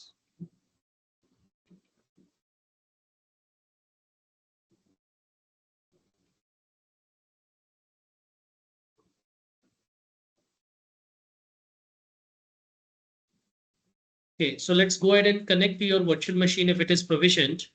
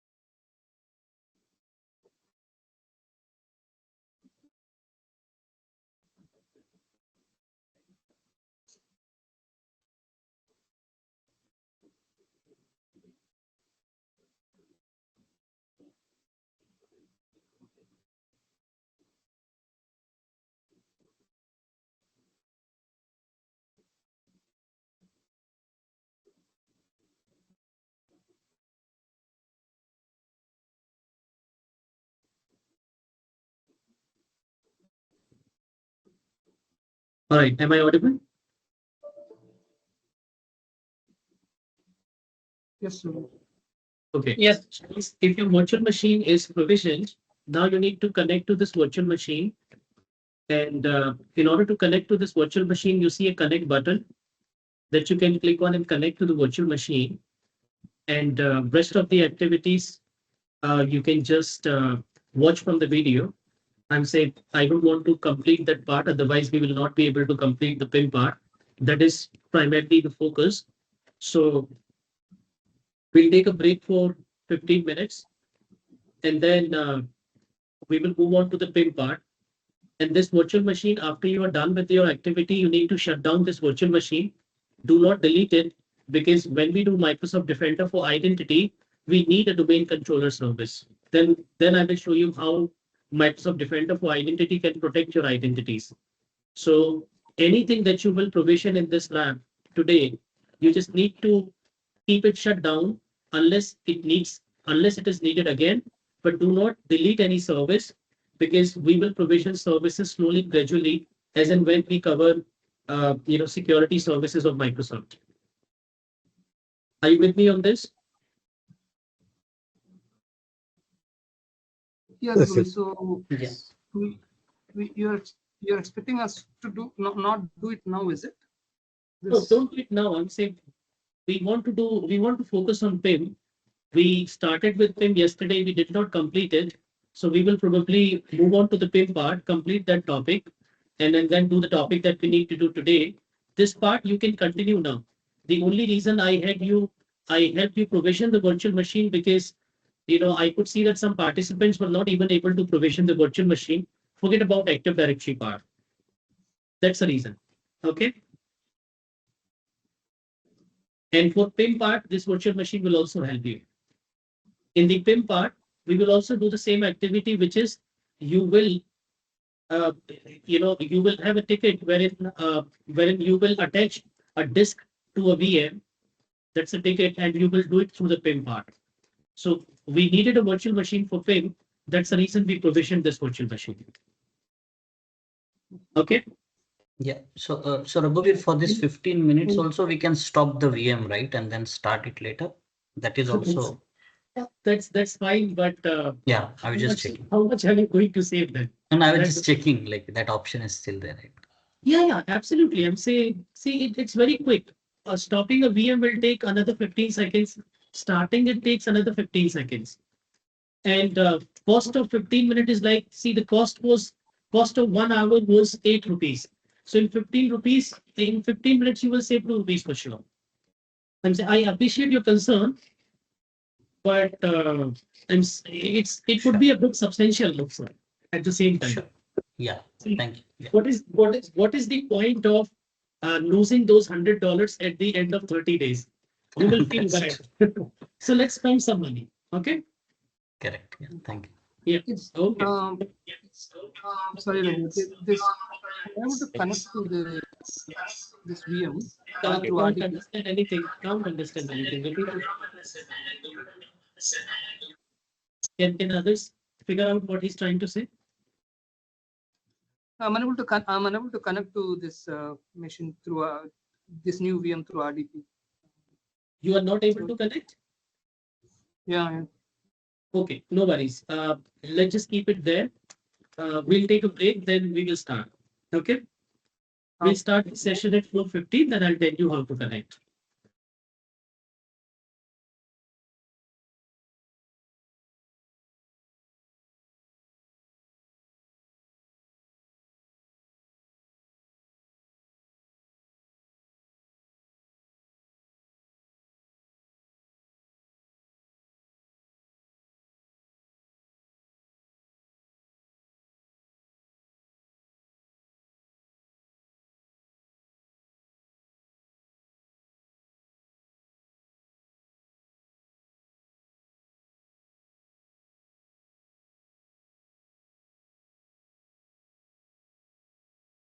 All right, I'm logged in. Is my screen visible to everyone?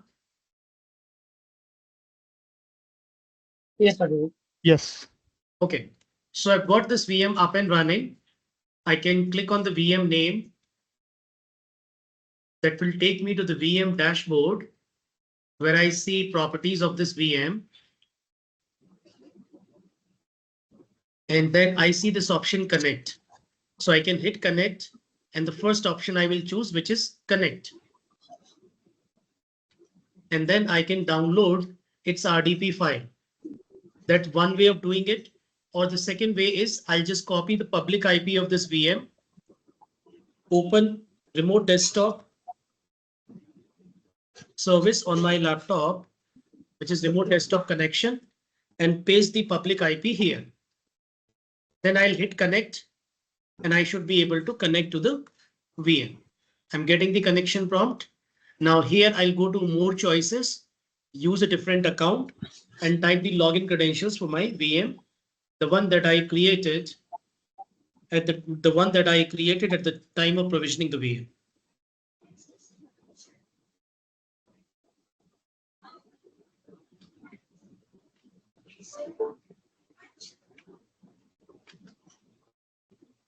You can see I'm connecting to the VM now, and it's coming. So this is how you connect to the virtual machine, or this is how you RDP into the virtual machine, or this is how you take remote of the virtual machine. Obviously, you need to be a bit patient here because the VM is configured, the server is configured with low resources. Yeah. Any question, guys? Any reason why it will not get connected? It's, yours is not getting connected? Yeah. Okay, I will stop sharing. You can share your screen.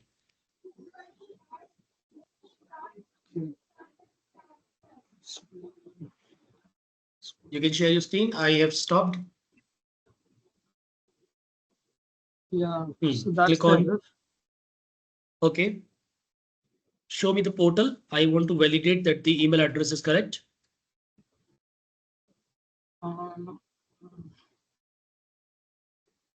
Okay, this is correct. Click on the network settings. To your left under networking, there is an option network settings.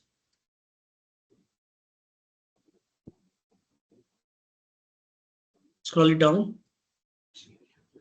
Scroll it down.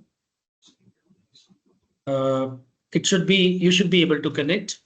No worries. Can you show me the IP address?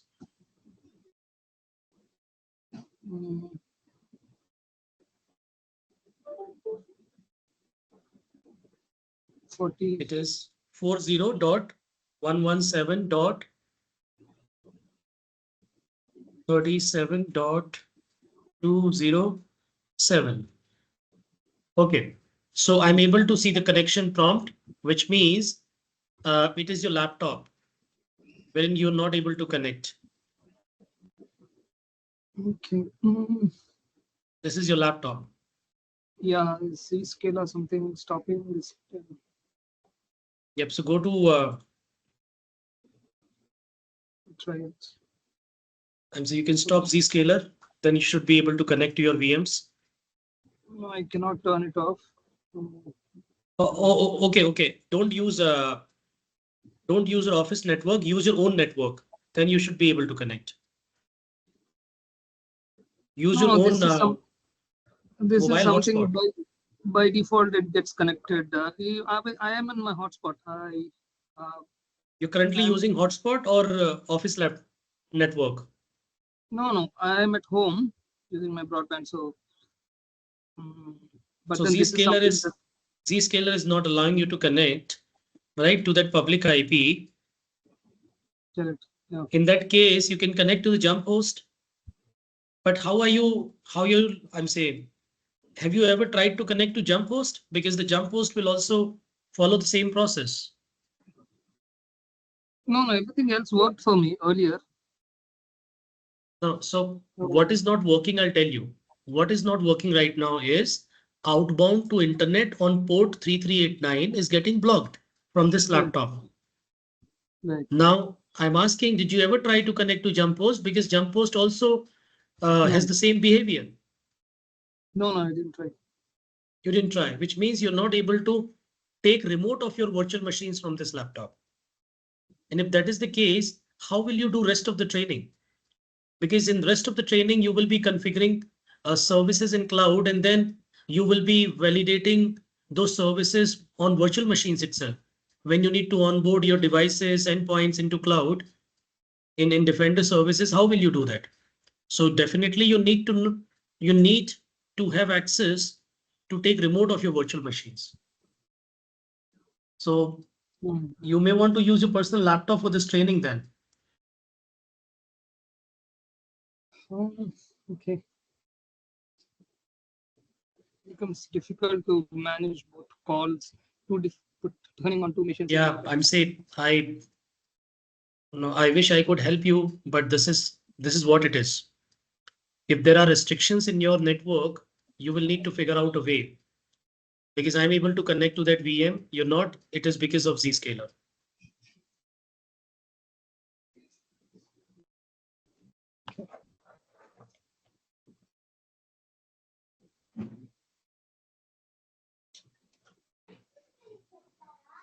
And if you can't connect to the VM, how will you do the lab? How will you do rest of the labs? We will not do everything from Azure portal. For a couple of things, we need access to our endpoints, services that we will configure. So Ravindra, you need to figure out. Is it this, who is facing the same issue?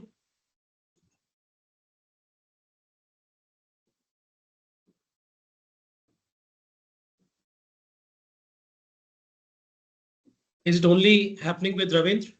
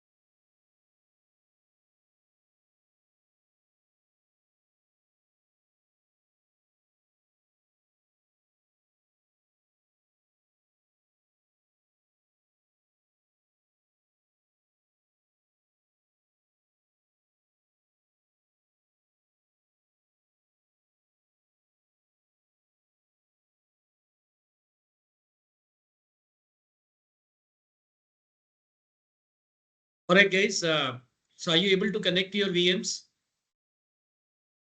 The reason for VMs is East US.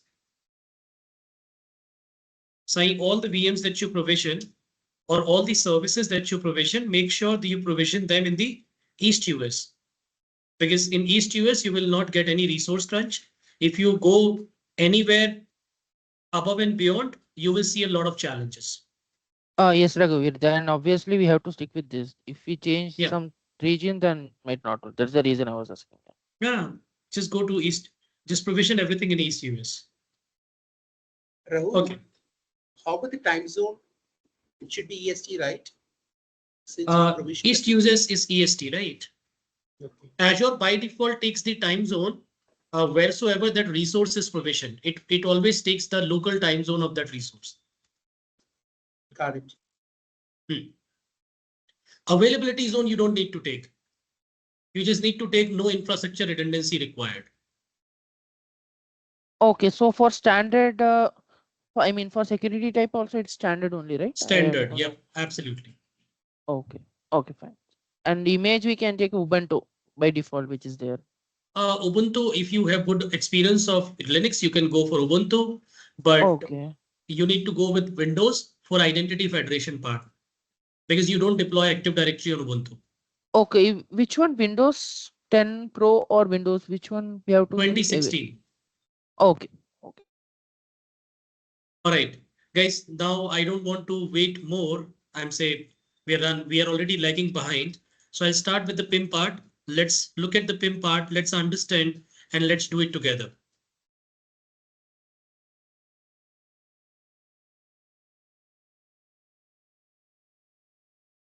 Raghuveer, actually, if we don't select the availability zone, it is not allowing actually. I've selected zone 1 actually. Don't select it. Say no infrastructure redundancy required. Why are you provisioning the VM now? We did provision the VM before we went on break. No, I haven't. That's why. That's what I'm asking. Why did you not provision the VM when we were all deploying it? Yeah, sorry, I was in the call. Okay. So you were away. That's okay. You can get the information from your colleagues. Is my screen visible, guys? Let me start with the PIM now. Yeah. Okay. So till yesterday, this is what we have done. Yesterday, we basically created. So first, what we did yesterday, first we all subscribed or taken a trial of Premium P2 as Microsoft Entra ID Premium P2. And after that, we provisioned the environment. We provisioned 5 users, PIM admin, somebody who's responsible to do the PIM configuration. And that PIM admin basically needs additional privilege, which is PIM admin needed that role that we provided. So this is the role that we gave to PIM admin.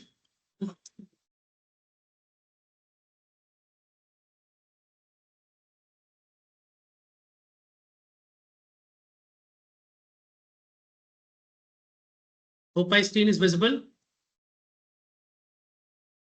Yes, it is. Okay, so this is the role that we provided to PIM admin.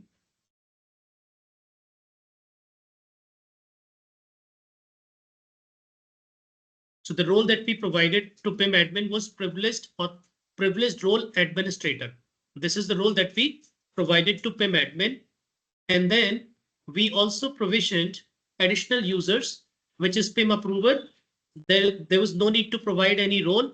And then 3 set of users trying to imitate how it happens in operations like level 1, level 2, level 3. That's what we did. So we created 5 users and we assigned license, P2 license to all the users, whether you are a P2 admin or whether you are a user. If you want privileged identity access management capabilities, either you want to consume it or you want to manage it, you need PIM P2 license. So we assigned P2 license to all of them. And then comes the admin activities that we will do today.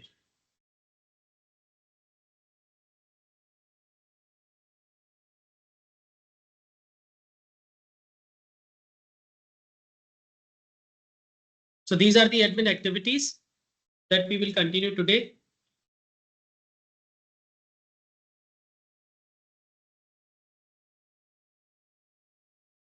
All right. So my first admin activity is, I'm saying, do I need to repeat the concept of PIM or you remember guys already? We remember it. Great. So the first activity was that the PIM admin, because by default, all my users are regular users. Now PIM admin is going to identify roles that are needed by my team members, by operations team members on day-to-day basis. And then PIM admin is going to configure those roles. So PIM admin is going to configure RBAC, which is known as role-based access control. The role-based access control is what PIM admin is going to configure. So let's understand how PIM admin configures the role-based access control. So first of all, let's identify some roles. Now, what I do, what my operations team do typically, they manage virtual machines. They manage virtual machines, which includes provisioning, configuration,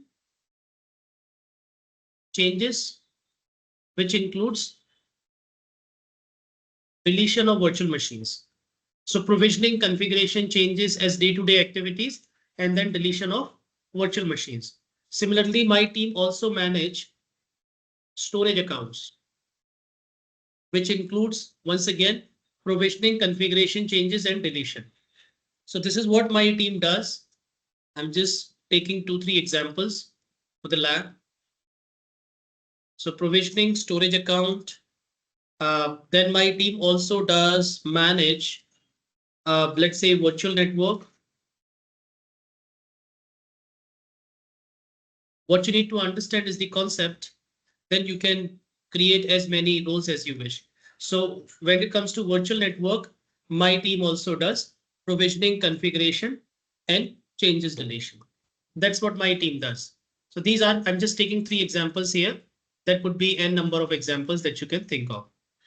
So what PIM admin is going to do, PIM admin is going to configure roles related to these activities because my team needs these roles. Now, what are those roles in Azure? For each activity, there are roles. You have a higher role and lower role. So when I go to the roles, now there are 2 types of role. One is Microsoft Entra ID roles, and the other is subscription roles. There are 2 types of roles. Microsoft role types. Microsoft Entra ID roles and Microsoft Azure subscription roles. So we primarily use PIM for subscription roles because this is where all the heavy lifting happens. All the resources are provisioned in the subscription, and Entra ID is there for authentication and authorization. So these are the 2 types of role that we have in Azure. So let's see how PIM admin will configure it. So the first thing for PIM admin is to configure the role-based access control, and we are taking these 3 examples. So let's navigate to the PIM admin view.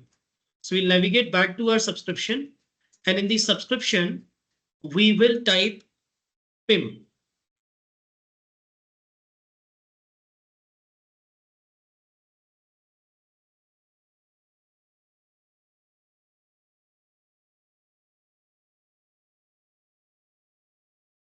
We will type PIM, and you can see the option which says Microsoft Entra Privileged Identity Management.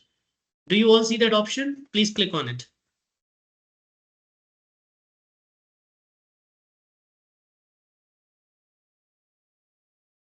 Is it visible? Is everyone on this page? Yes. Yeah. Okay. So this is the page where you see the options, right? Now, under manage, this is where you do the configuration. Now this option remains same to all the users. All the users will see the same thing, but only the user with admin access can configure these services. Only PIM admin can configure. Rest of them will not be able to configure. Only PIM admin can configure or owner can configure, right? So since we have created a PIM admin user, we will now log in with PIM admin user. Right now I'm logged in with my account admin user. This is my account admin, right? So what I'm going to do, I will open another browser and I will log in using PIM admin user.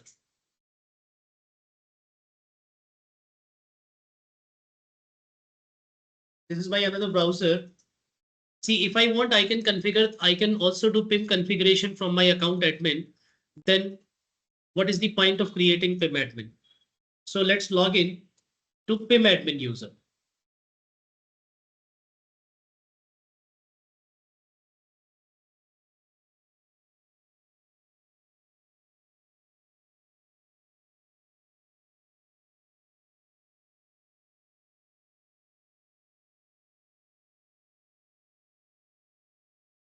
So I'll go to my users.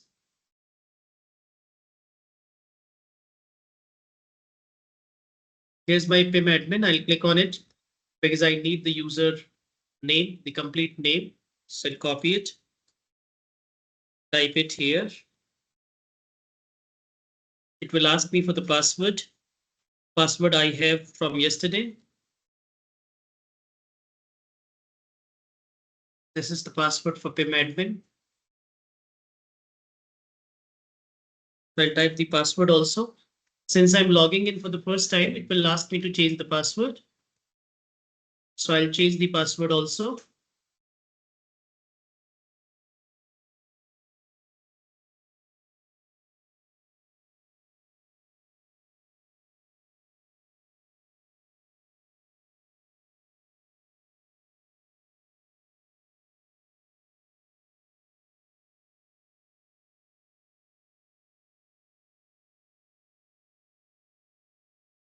So I've changed the password.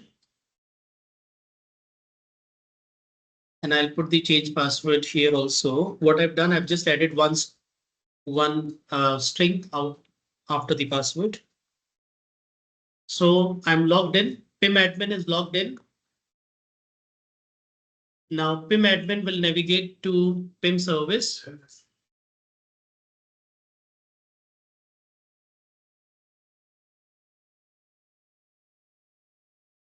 Let me know when you guys are here, when you are logged in with PIM admin service.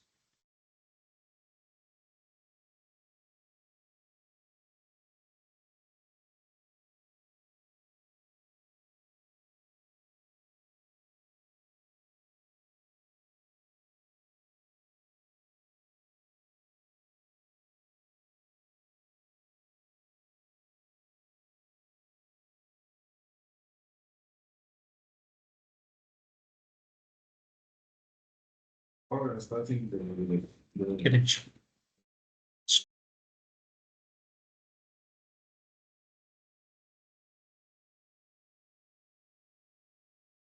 No, I didn't set up the MFA for this, but this time it's asking to set up the MFA when I try to log into the PIM admin.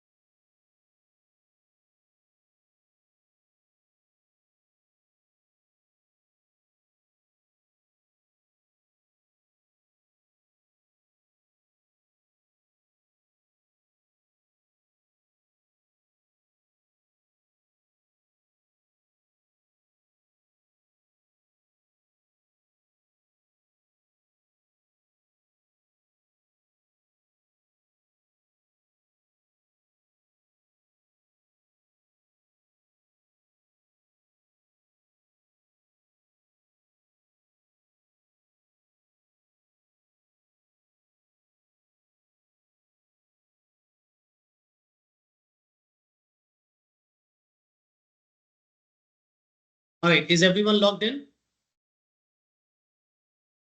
Yes, Mr. Okay. So once you're logged in with the PIM admin, let's do the configuration. So PIM admin. Now this view is common for everyone, whether it's a PIM admin, whether it's a normal user, everyone can come to this and view this, but they will not be able to configure if they don't have a role. So PIM admin, the first thing that PIM admin needs to do is to do the manage. Under manage, you see the activities that PIM admin can do. So PIM admin will click on Azure resources because PIM admin needs to configure different roles for Azure. And then PIM admin will see this window. Over here, PIM admin needs to select the subscription for which now you have not granted a subscription to the PIM admin. Basically, it says access is denied for these resources. So PIM admin also needs access to the subscription. So we'll go back to the previous window where we have our account admin active, account admin role logged in. And in the account admin window, what we will assign PIM admin access to our subscription also so that it can manage it.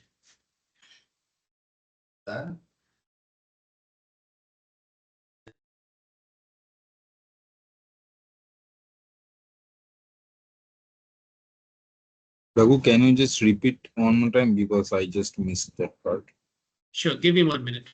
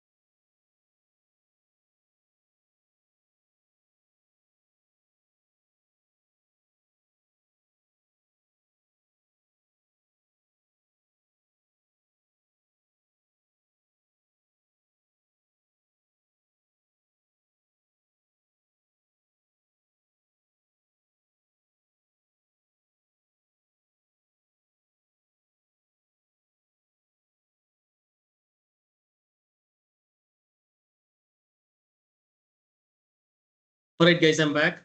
Yep. So what I'm trying to say, understand this thing. The PIM admin, he needs to manage PIM service. So in order to manage PIM service, PIM admin needs additional privileges. Now, what those privileges are? So your PIM admin needs to manage these roles in subscription. So you will need to assign PIM admin access to your Azure subscription. So that's what we need to do. We need to assign PIM admin access to Azure subscription for which you want PIM admin to manage the privileged identity. Make sense?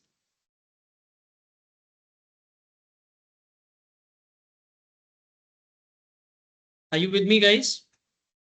Yes. Okay. So we need to assign PIM admin access to subscription. So how do we grant access to subscription? How do we grant access in Azure? We will, if whenever you want to grant access, you will always go to your account admin. Account admin basically means the Outlook email address with which you signed up to Azure. That's your account admin. So you go to account admin. So I'm in my account admin. Here I will navigate to subscriptions. This is my subscription. I'll click on the subscription name. And then over here, I see access control. I'll click on access control. And I will click on grant access to this resource. I can also click on add on the top and click on add role assignment. Both options are same. So when I click on grant access to this resource, the same process. I will need to grant access to PIM admin. So PIM admin, since PIM admin needs to manage the PIM admin basically needs to manage your subscription. So PIM admin needs access, right? So you will grant access to PIM admin basically, and PIM admin needs owner access. Because PIM admin needs to manage everything, and PIM admin is your security admin actually. So security admin will always have access to everything, anything and everything. So you will grant owner access to PIM admin. So you've selected the access role. Now you will select the PIM admin account here. So in the search, you will type PIM and it will say PIM approver, PIM admin. You will say PIM admin. You select PIM admin. So you've selected the role, you've selected the member, PIM admin. That's it. And here, when it says condition, you will select the condition which is allow user to assign all roles. So PIM admin is your security admin. So that's why he needs access to all roles. Next, and then review plus assign. So this is how you will assign access to PIM admin on the subscription. Raghuveer, can you repeat this process? Okay. I'll start from scratch, guys. Please focus here. And this is highly recommended that you go through the fundamentals and administration videos of Azure so that you have good comfort level with navigation. So whenever you need to assign a role, you assign a role either on Microsoft Entra ID or on Azure subscription. Right now, we are trying to assign role on Azure subscription. So for that, we will search for subscription in the search bar and click on our subscription. Here's the subscription. Then we click on the subscription name. In the subscription, you see this option access control IAM. You click on this. You click on this access control part. Then you will need to click on grant access to this resource. Then you see this window wherein you see all the roles. You see all the roles. And then in all the roles, you will click on privileged administrator role. Your PIM admin needs privileged role. So you click on privileged admin role and you see these 5 roles here. And on the top is owner. So you provide owner role to your PIM admin because your PIM admin will need to manage the entire entire roles or entire access for your directory, for your subscription. So you provide owner role, then you click on select member and select PIM admin. Select member here, and here you type PIM.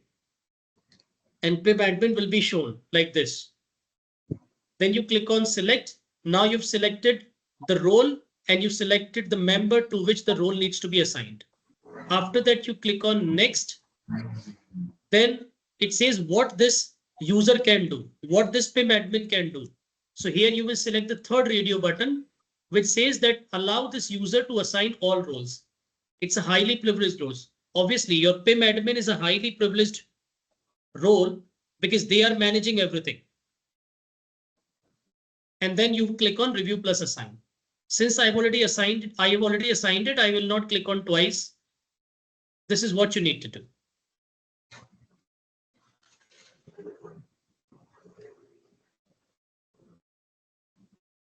Understood?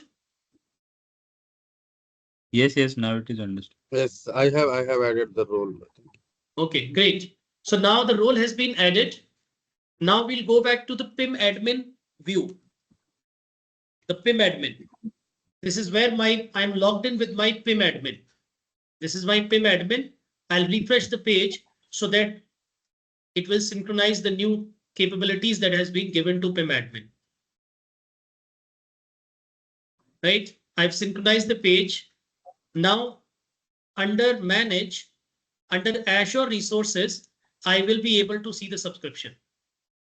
Because this is the subscription for which PIM admin needs to manage the role. Yeah, Right? we are not able to see this Azure service. You're not able to see because you have not refreshed the screen. Raghu, I have refreshed it. Still, it's showing. It's not visible subscription. Is try to select the drop down, it will show that like it Yeah, will I not got it. auto-display. I got it. Thanks. Okay, so I'll select the subscription because this is the one that I want to manage. I'm logged in as PIM admin. I want to manage the subscription, so I select it. Then I'll click on manage resource at the bottom. Now I get this subscription here, and I can, as an admin, I can see a lot of views. This is my admin view. I can see a lot of things, that how many members are there, who has been assigned what level of access, who has elevated their request in the last 5 days, 10 days. This is all my view. This is PIM admin view. Now over here, under manage, I will do the management. Over here under manage, I will click on roles, where I see all the assignments. But before I do this assignment, I will click on assignments here.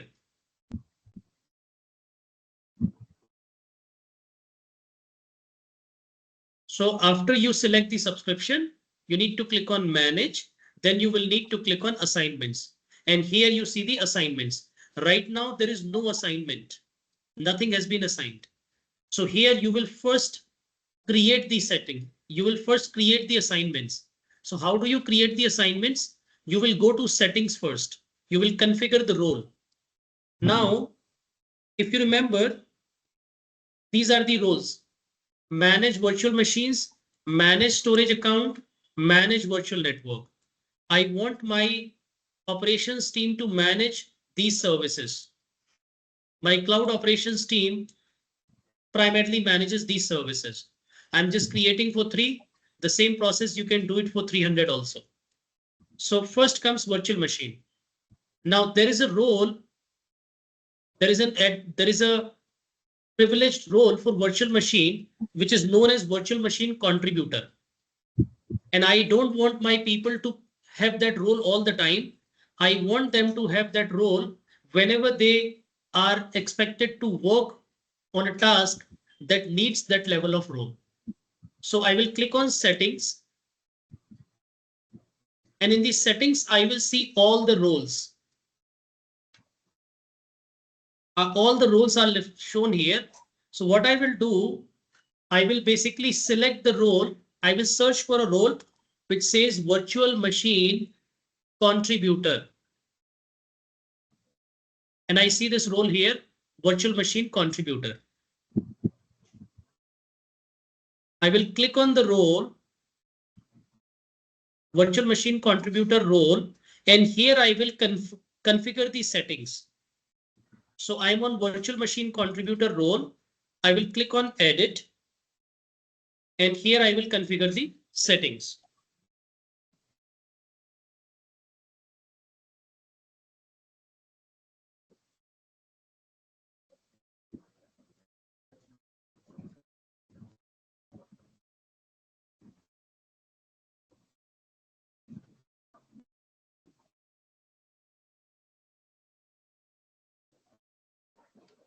So I'll configure the settings now.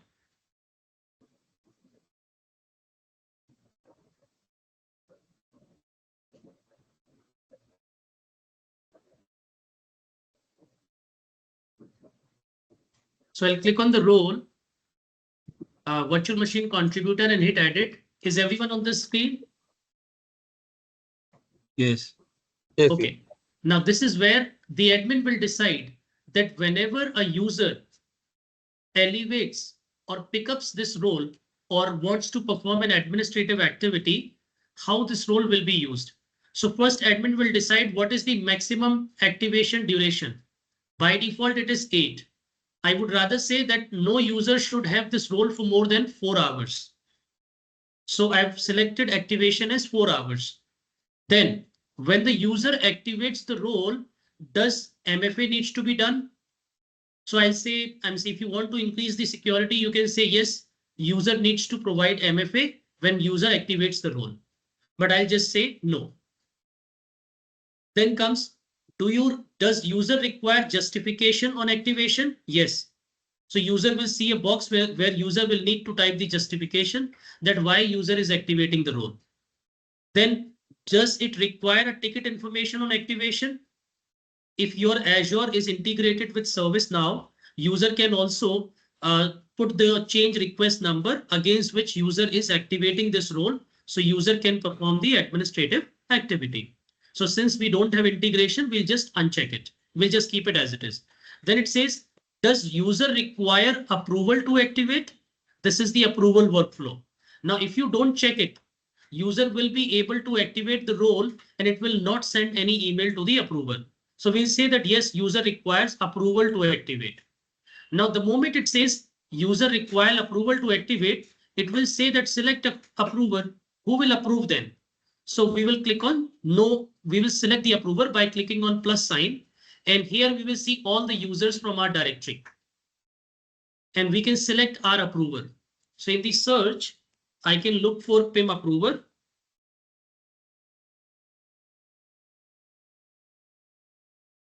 So you can see PIM approver. I can select PIM approver. And other than PIM approver, I can also select my account admin. That if PIM approver is not available, account admin can also select, account admin can also approve the role. So I'm selecting the account admin and PIM approver as two identities who will have the capability to approve the role. You can select more also, and you can also come back to this window and reconfigure, edit it whenever you wish to. So this is how you're configuring the virtual machine contributor role. Then comes next assignment. Assignment basically means that once this role will be assigned to somebody, for how long will it be assigned? So in the assignment, it says allow permanent eligible assignment. Never ever do permanent assignment. This is against the best practice. Always assign a role and put an expiry date to it so that you can always manage it. So what we will say that, okay, let's assign the role, but we want this role assigned for 6 months. It says allow permanent role assignment. No. What is the current? 1 year. I'll say 6 months. So I'm only allowing this role for 6 months. Every 6 months, I will review whether this role is needed. And it says expire active assignments after 6 months. That is. Okay, so that's the assignment part. Then comes next, which is notification. Notification basically means that whenever this role will be modified, whenever user will elevate the role, who will get the email addresses, who will get the notification. So by default, you can say send notifications when members are assigned as eligible to this role. So notification will go to admin, the one who is getting assigned, and the one who is the approver. You can also add additional email addresses here that you want to get notified. But since we don't have email addresses, we'll just go with the default. So these people, admin, assignee, admin is PIM admin. Assignee is the person who is getting the role assigned, and approver is the one who is part of approver's list. So these people will get the notification. So this is how you create a role. So we've created, we have taken virtual machine contributor role, and we have configured that role in terms of how we want this role to work in our organization. We'll click on update. So this is how the PIM admin will create a role. Now the role is updated. After the role is updated, then PIM admin will go back to the same window, which is under manage, which is the role here. And then PIM admin will click on add assignment. This is for AD role basically. So PIM admin. Okay, now you are in the role assignment. You will do it in the assignment here. Okay, so you're done with the settings here. Now you will click on add assignment. So in the assignment, you will select the role and you will select who you are assigning it to. Now, virtual machine contributor role is an elevated role that I've just configured, that whenever a virtual machine contributor role is used, it should not be used for more than 4 hours. It requires activation approval. Approvers I've selected. Now I will select the users who will be assigned this role, who can use this capability. So I will select subscription and resource is already selected. I'll just select the role, which is virtual machine contributor. This is the role. And then I'll select the members who will have this role. So here I'll click on no member selected. Now I'll select the members. Now who I'm assigning this role to? My level 1, level 2 and level 3 members, these 3 members, but they are part of some group. So I'll directly go to group and assign this role at the group level, which is this Cloud Ops. So I'll assign this role to Cloud Ops, Cloud Ops group. Now, whosoever is currently part of this group, they will get this role, plus any new member who will join in future, they will get this role. Any member who leave cloud operations team will automatically get this role removed. So instead of assigning it at a user level, I'm assigning the role at the group level. So the role is assigned to Cloud Ops. Then I'll click on next. And here I will select the duration of the role. What is the duration of this role? When I configured this role, virtual machine contributor, I selected the maximum duration as 6 months, which is I selected in the previous tab. Now when I'm assigning this role, I can select any duration, which is a maximum of 6 months. I can make it 3 months, 4 months, but I cannot go beyond 6 months. By default, it is selecting 6 months. Now what is the difference between eligible and active? Eligible means whosoever this role is assigned to, they are eligible to elevate this role. But if I do active means the role is permanently assigned to them. So I will always go with eligible. That's it. I'll click on assign. So now virtual machine contributor role is getting assigned to Cloud Ops group, which has 3 members, level 1, level 2, and level 3.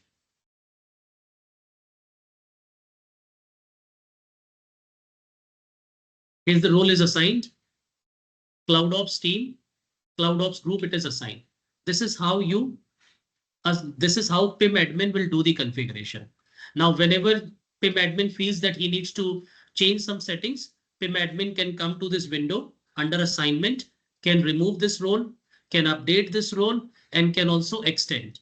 Now, extension will not work from here. Extension will only come when this end time is met. So the end time of this role is 3rd of December this year. When this role expires, PIM admin can come and extend this role also. Now, similar to this, let's do another role, which is related to storage. So I'll go to settings once again.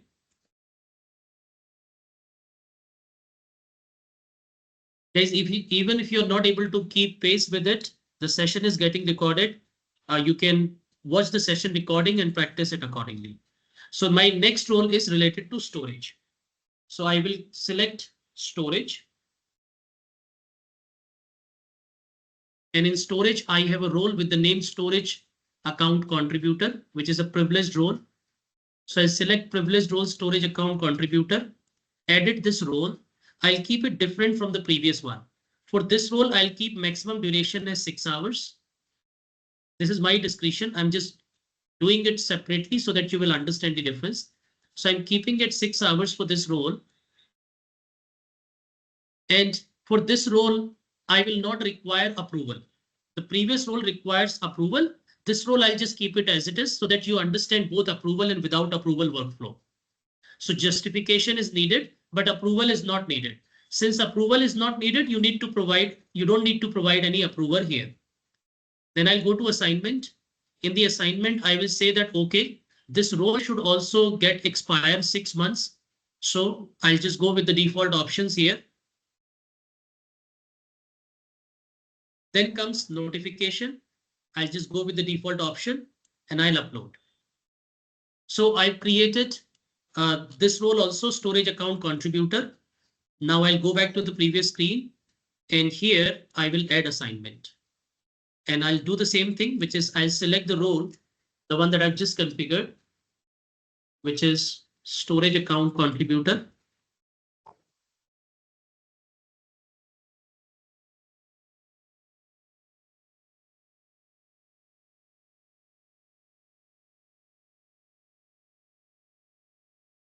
And I'll select my members and I'll select my group once again, which is Cloud Ops. Click next. Setting, since the maximum assignment for this role, I'm keeping it 1 year, but this is the maximum allowed assignment as per the role setting. But while I configure the role, I can also change it. I'm saying instead of doing 1 year, I can, let's say, probably make it 10 months.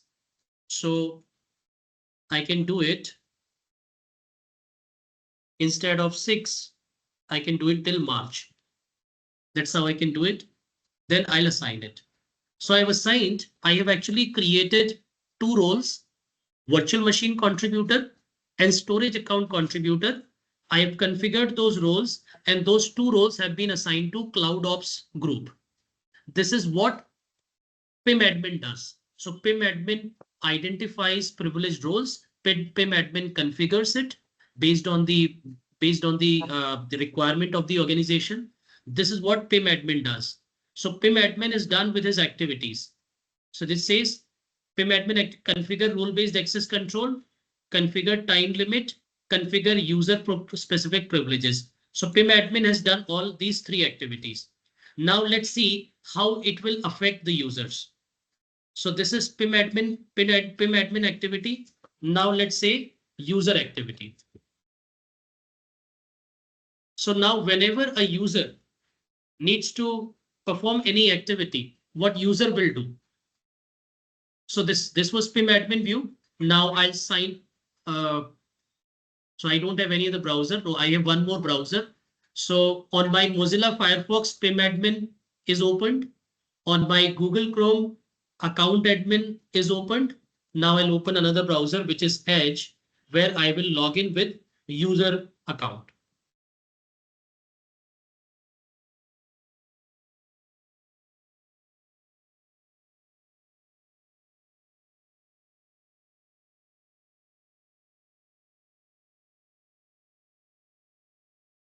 So I've opened Edge. Now here I'm logging in with user account.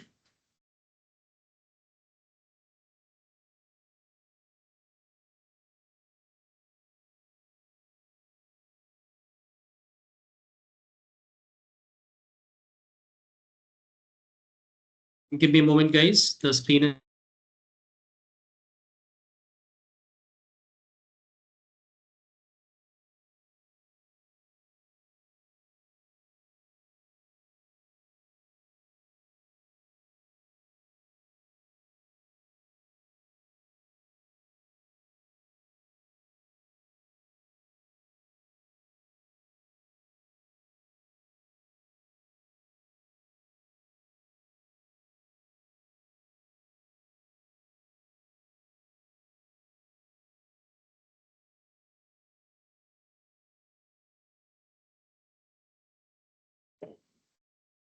All right, I'm back.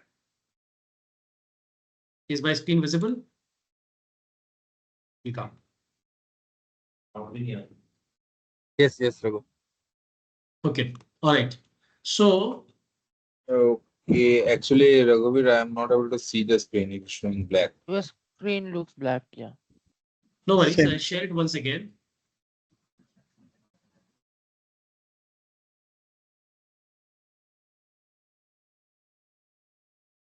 Is it visible now? Now it is visible. Okay. So what I'm going to do, I will open another browser. I have two browsers opened. On one browser, I have account admin logged in.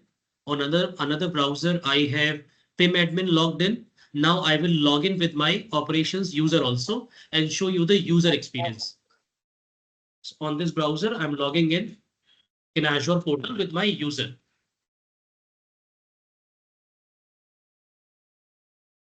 First, I'll take the user information. So let's say I will log in with my L3 user, L1, L2, L3, whichever.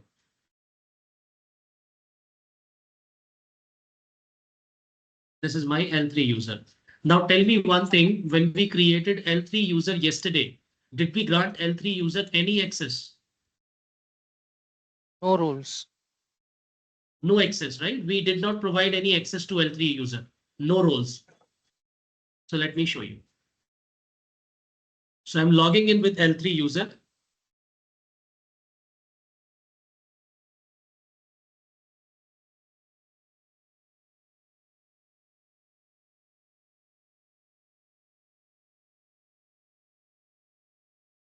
This is the password for L3 user. So I'll type the password.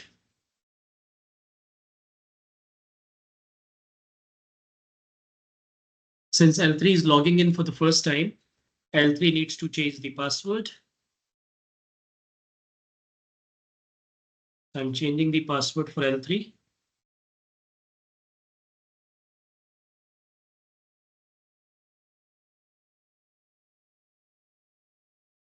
I'm logged in with L3 user now. Is it visible? Is everyone Yes. can see L3? Okay. Now I'm logged in with L3 user.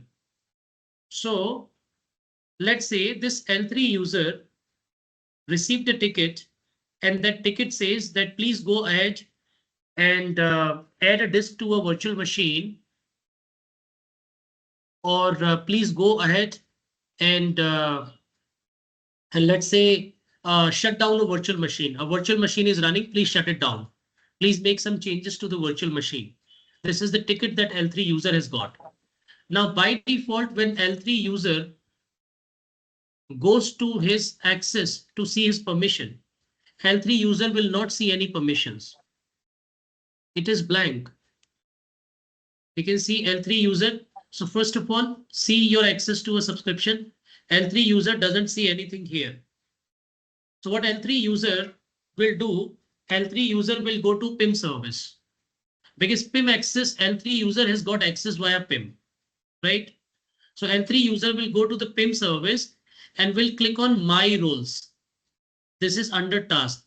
Now L3 user cannot click on manage Microsoft Entra roles groups because L3 user doesn't have access here.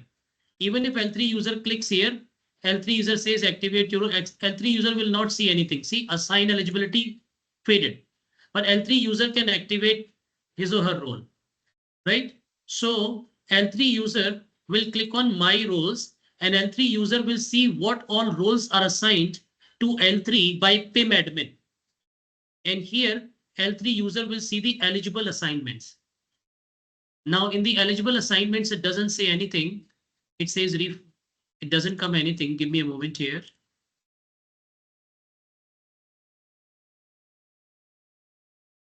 It's a synchronization probably.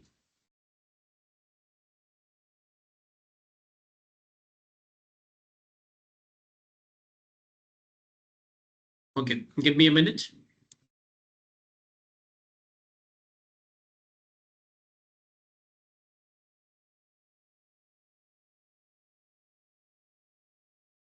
I actually forgot one thing. By default, all users needs to be a normal user, which means they actually need a minimum of reader level of access to the subscription. I forgot to grant reader access to the subscription. So to all the users, I will need at least reader access. So this is the reader access. I'm granting reader access to all my users, which is my L1, L2, L3. So I grant reader access to my cloud ops. So reader is the minimum access that these users will need.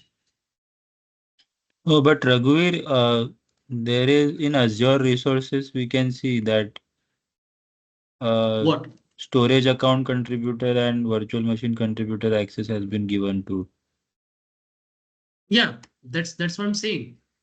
So So from but that in order to get that access, this is what they need to do. So they will, so any user who has been granted access, see, every user is a normal user, regular user. And Right. for a regular user, minimum is reader access required. Otherwise, user will not be able to see anything.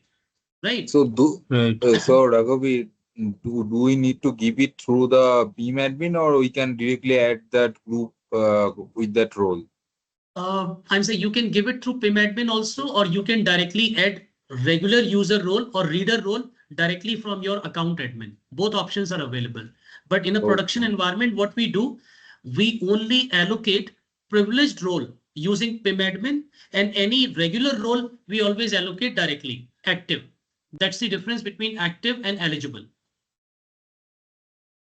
So I'll just refresh because it is not synchronizing.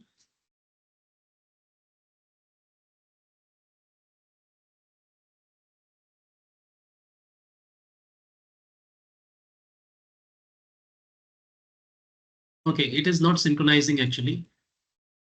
So probably it will take a minute to get synchronized.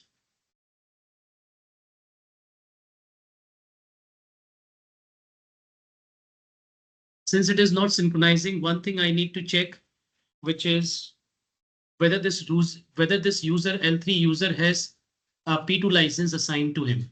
Because if P2 license is not there, L3 user will not be able to do anything. So I'll go to the users, Microsoft Entra ID, users, level 3, manage licenses, and see whether that license is shown. Okay, so license is shown, and one service is enabled. Let me just check what that service is. CloudOps, Microsoft Entra ID V2. Okay, so yes, this user is assigned the license, so there is no challenge from the licensing perspective. Probably I will need to sign out and sign back in, then it will refresh. So I'll just sign out from the user and sign back in once again.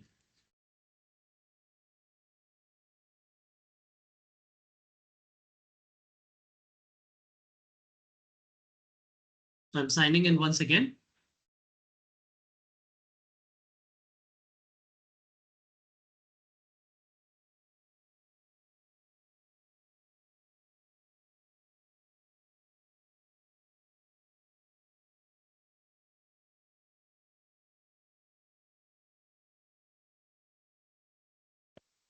Okay, got it. It's working now. You can see reader. Now let's go to PIM admin. So it was just the synchronization which took time. Now the user, let's say user needs to perform any administrative access. Now by default, when user wants to see what level of access user has been granted, user can always click on his or her name, and then right next to switch directory says 3 horizontal lines, which says more option, and user can check the permissions, that what is the current permissions of the user. So here user will be able to see the current permissions, which is reader. So user only have a reader role, which is the regular access that user has. Are you with me on this?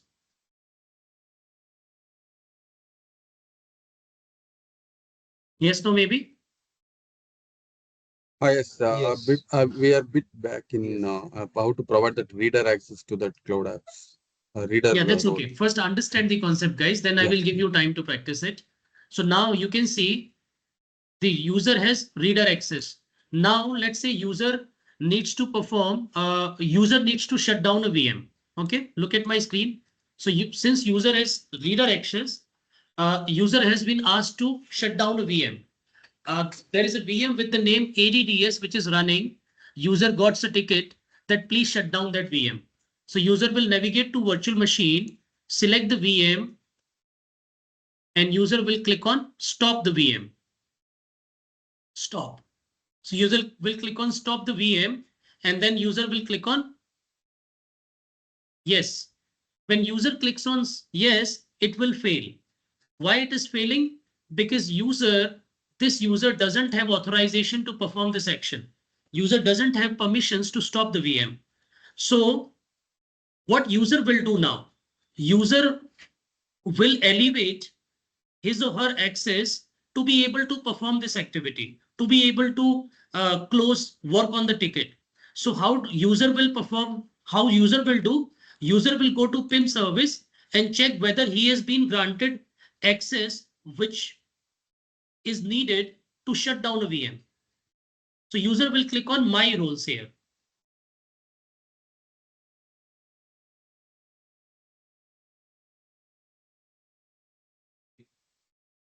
So user will click on my roles, and under my roles, user will click on Azure resources.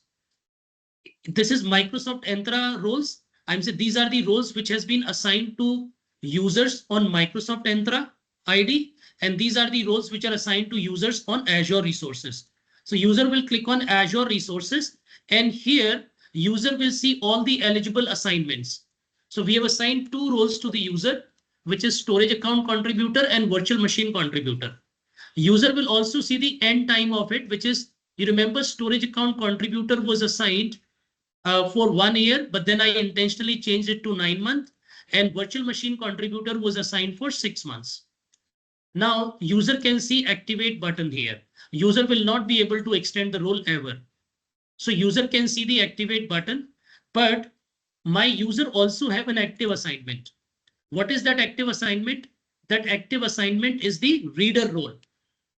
You can see reader role. This is the active assignment and this is permanent. Because any role that you will assign directly outside of PIM service, that you directly assign from subscription, will be a permanent role and it will always be shown under active. Any role that you will assign from PIM service will always have an end time and it will be shown under eligible assignments. Did you understand the difference? Okay. Raghuveer, for PIM also we had that option whether it should be eligible or active role, right? That time yeah, also. PIM also has action. Active means permanent. Correct. So and eligible if we means, would have if we would have selected active there, then it would have come in active tab here. Under also, active, right? absolutely. Okay. Absolutely. But assigning an active role is against the best practice. Active means permanent. Then what is the point of using PIM when you are assigning permanent roles? Make sense? Yeah, sure. Okay. So let's say what was the task that this user needed to do? This user was supposed to stop a virtual machine and user was not able to do it with his active assignment, which is reader access. So what user will do? User knows that in order to stop a virtual machine, user needs virtual machine contributor role. So user will go to virtual machine contributor and click on activate over here. Now the maximum duration that was assigned by admin was 4 hours. So user knows that shutdown process would hardly take 10 minutes, 15 minutes. So user will say that, okay, give me this role for 1 hour. Then user will type the reason.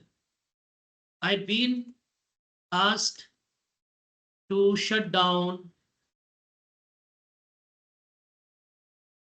VM, ADDS VM, and user can also reference the change ID, change request against which user is performing this activity, whatever.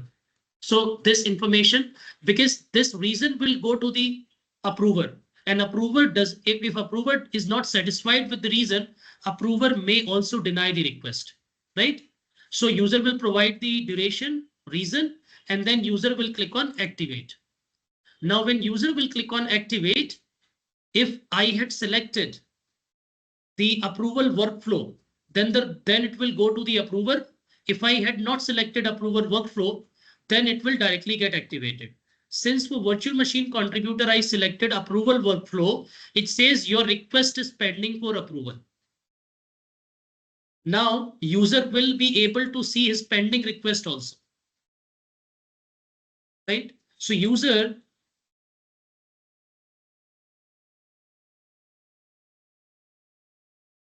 will click on, user will come back to privileged identity management. And here user will click on my request. So user will be able to see the pending request also under Azure, and user see this this is the request pending. Virtual machine contributor, reason, and it says request time, start time, request status pending. So request is pending, right? Now this request goes to the approver. Who is approver? There are two approvers. Account admin is the approver, as well as PIM approver is the approver. So since I'm logged in with account admin, this is the account admin view. Over here, I can approve the request. How will I approve the request? I will also log into PIM service. In the PIM service, I will under task, I see an option that says approve request. I'll click on approve request and I will see the request if it is pending for approval. So this is Microsoft Entra ID. I'll go to Azure resources because the request is for Azure resource. Here I'll see the request which is pending for approval. So you can see the request here. This is the request. Virtual machine contributor role. This is the request. Now I can either approve this request or I can deny this request also. So I'll say I want to approve this request. So I'll click on approve. Now when I click on approve, I'll see all the options. That what is the request, who requested it, what is the reason, ticket number I intentionally left blank, so it is not there, start time, end time, and then reason. So I will approve the request. I'll say request approved. Now I'll submit it. As soon as I submit it, the request will be approved. So request is approved. Now I'll go back to my user view, L3 view. If I refresh the screen here, this entry will disappear. See, entry disappeared, no request is pending. Now, if user wants to see the role, you will notice that virtual machine contributor role has been added to active assignments for next 1 hour. You can see here, if I go to active assignment for L3, L3 will see 2 roles, reader role, which is permanent, and virtual machine contributor role, which is assigned, which is activated, and it is end time of this role is 6:31 because he asked it for 1 hour and exactly 5:30 I approve and 6:31 it will finish. Now this L3 user can perform administrative activity, which is elevated part. Now L3 user will go to virtual machines. Now L3 user can select the virtual machine and can stop it without any challenge. Virtual machine will be stopped. See, the virtual machine will get stopped now. So it is getting stopped. That's the reason no error is coming. Earlier user tried to do the same thing, which is failed to stop. The virtual machine failed. Now user is stopping the virtual machine.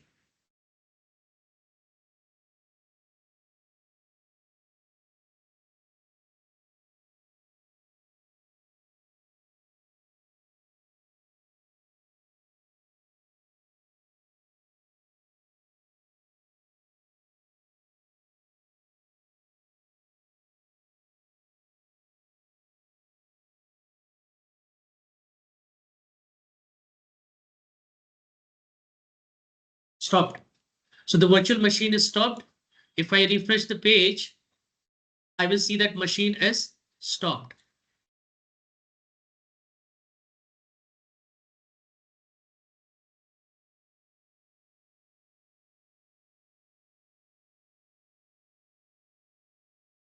See, the user was able to stop the machine. Now let's say user wanted to start the machine. User can also start the machine because user is enjoying virtual machine contributor role at this moment. So with virtual machine contributor role, user can perform administrative work on virtual machines. User can also start the role. It is executing start command. The machine will start. So this is how user is doing it. Now, let's say user has another role also, which is, so user will go to my roles, Azure resources, and here user will see another role, which is storage account contributor. Now with this role, I have not attached the approval process. So see how the experience will be. So you will click on activate. User will click on activate. The maximum duration was 6 hours. User will say that just give it to me for 1 hour. User will type, I'm saying whatever user needs to do, testing this role. And user will click on activate. Now, when user clicks on activate, see the difference. It is going through multiple stages, but it is not triggering the approval workflow. So it is processing the request, validating whether the activation is successful, and stage 3 is activating successful. Since with this role, no approval workflow is added, user will be able to activate it. And for both activities, whether there is an approval workflow, whether there is no approval workflow, PIM admin can always go and see what all activities are getting performed. So stage 1 is complete. It is currently on stage 2.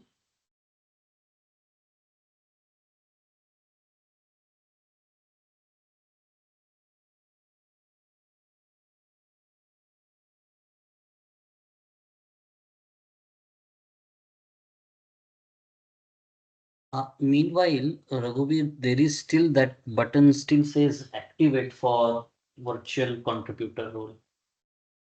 That once the role is activated, it will say deactivate, not activate. Now, if you just behind this screen, right, there are those statuses. No problem. Let us just refresh the screen, then you will see. Okay, you can see both the roles, these two roles. This is not here, you see it. This is the eligible assignment. You will see them under active. So in the under active assignments, you can see a virtual machine contributor is activated. I'll just refresh the screen.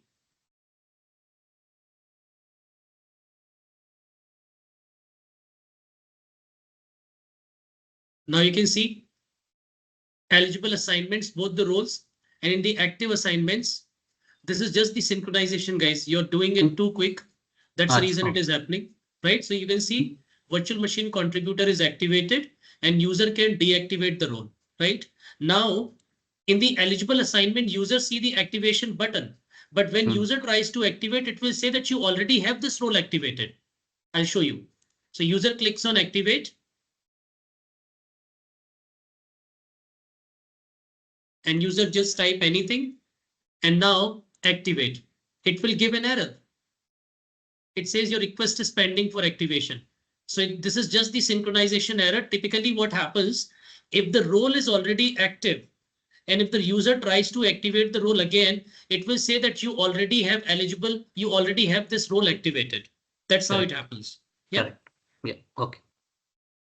Okay. Now let's say user is done with the job.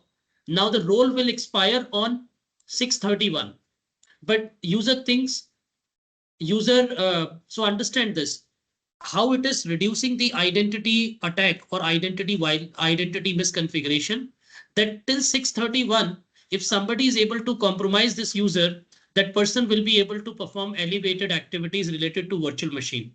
But after 6/31, the role will automatically deactivate and then user will become a normal user. Even if there is a hacker who is able to compromise the user account, it is good for nothing. With reader access, hacker will not be able to do anything. But user is leaving the shift. So you need to give education or training to your users to deactivate their active role if they are not using them. So user will click on deactivate here. You can see here user is deactivating the role.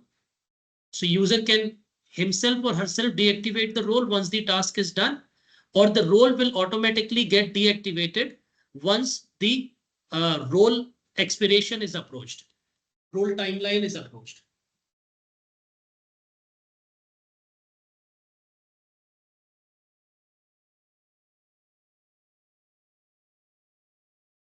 But Raghuveer, skipping the approval step is really a risky thing, because then if it is compromised, they can still activate it. Yeah, obviously. So I was just showing you both the options which are there. I'm not saying that you should configure a role without approver. Correct. You should always configure a role with approver in place, because that adds an additional layer of authentication, an additional layer of approval. So even if the identity is compromised, when hacker tries to elevate the access, it goes to the manager, approver, and approver knows that this person is not in office, then who is sending this request? So this will at least prevent that attack, or you will have an additional layer to prevent the attack. Correct. Right? So approval, auto approval is not recommended, but that is also one option. That's what I'm trying to say. Now let's go to PIM admin view. This is PIM admin view. Now PIM admin can always see the status. So PIM admin can always go to roles.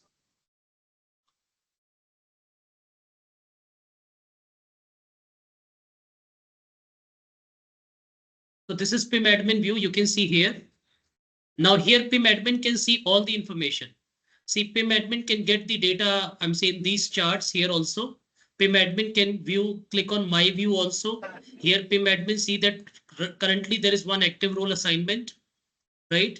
PIM admin can click on admin view and see all the data. PIM admin can see groups with new eligible assignments, groups with active, how many roles assignment is there. There's a storage account contributor role. There's a user access contributor role. There's a contributor role, 2 contributor role, all that. And PIM admin can also click on activity, and PIM admin can look at the activity log and see who all raised a request, who all assigned, all that PIM admin can do. So PIM admin can see that some level 3 user basically perform some write operations. Level 3 user, all that information PIM admin can see. PIM admin can do an audit also. Let's say PIM admin wants to do an audit for a specific member. So PIM admin wants to see what level 3 member was, what a specific user was doing. So PIM admin can type the username, and PIM admin will get all the information about that user.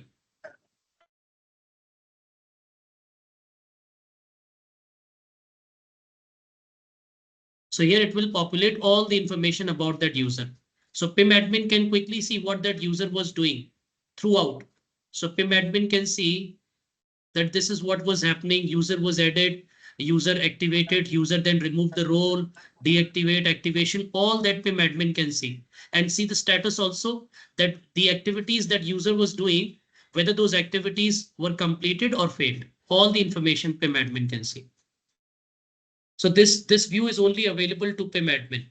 Normal user cannot see it. For example, if I go to the normal user, which is, this is the normal user, level 3. If level 3 goes to privileged access management, level 3 will not see that option, which is active edit. Level C can only see, level 3 user can only see my audit history. Level 3 can only see the information about his actions, but not for other actions. But PIM admin can see it for everyone. So this is the concept of PIM, guys, which is a very great service in Azure, with which you can reduce identity-based attack, effectively. I would not say 100%, but effectively you can manage. And I've just shown you for 2 roles. Similarly, you can create 20, 30, whichever you wish, you can create. I've just shown you for 2 roles, which is virtual machine and storage. And then I've shown you all the possibilities of configuration, which is there, which is without approver, with approver, eligible assignment, active assignment, expiration, number of hours, email addresses, notification, all that I've shown you. I'm open to questions if you have any, guys. Raghu, can you show me that how to assign the reader role? How to assign reader role from PIM or direct from subscription? From where? Direct from subscription to PIM. Okay. If you want to assign direct from subscription, then you need to go to your account admin view. This is my account admin view, which is Devraj view. This is my account admin view. Over here, you will navigate to the subscription. You will select the subscription. Then you will click on access control. And then you will click on add role assignment. Over here, grant access to this resource, add role assignment. Here you will see all the roles of the subscription. Reader is on the top. Over here. Okay. You can select the role. Next, and then you can select the member to which you want to assign the role. Right? And Okay. after that, you can just click on assign. Okay, sure. Yeah. Yeah, Raghuveer, the question was the third role, right? Manage.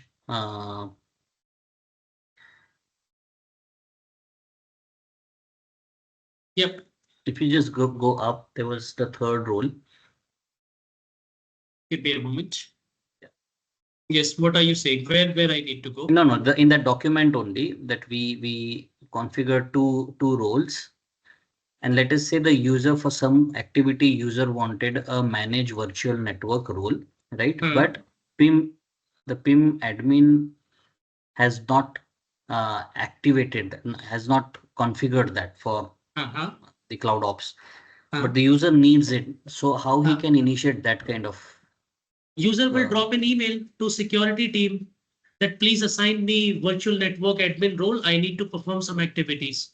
Okay, so that workflow is not through this portal, right? No, it is not there. I'm saying in the user view, for example, if I go back to the L3 view, this is L3 view. Now let's say L3 user needs virtual network access.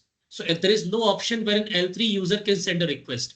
See, these are the things that L3 user can do. L3 user can see my roles, my request. If L3 user is a approver, then L3 user can also click on approve request or review access. But these capabilities will not work for L3 user because L3 user does not have PIM admin role, right?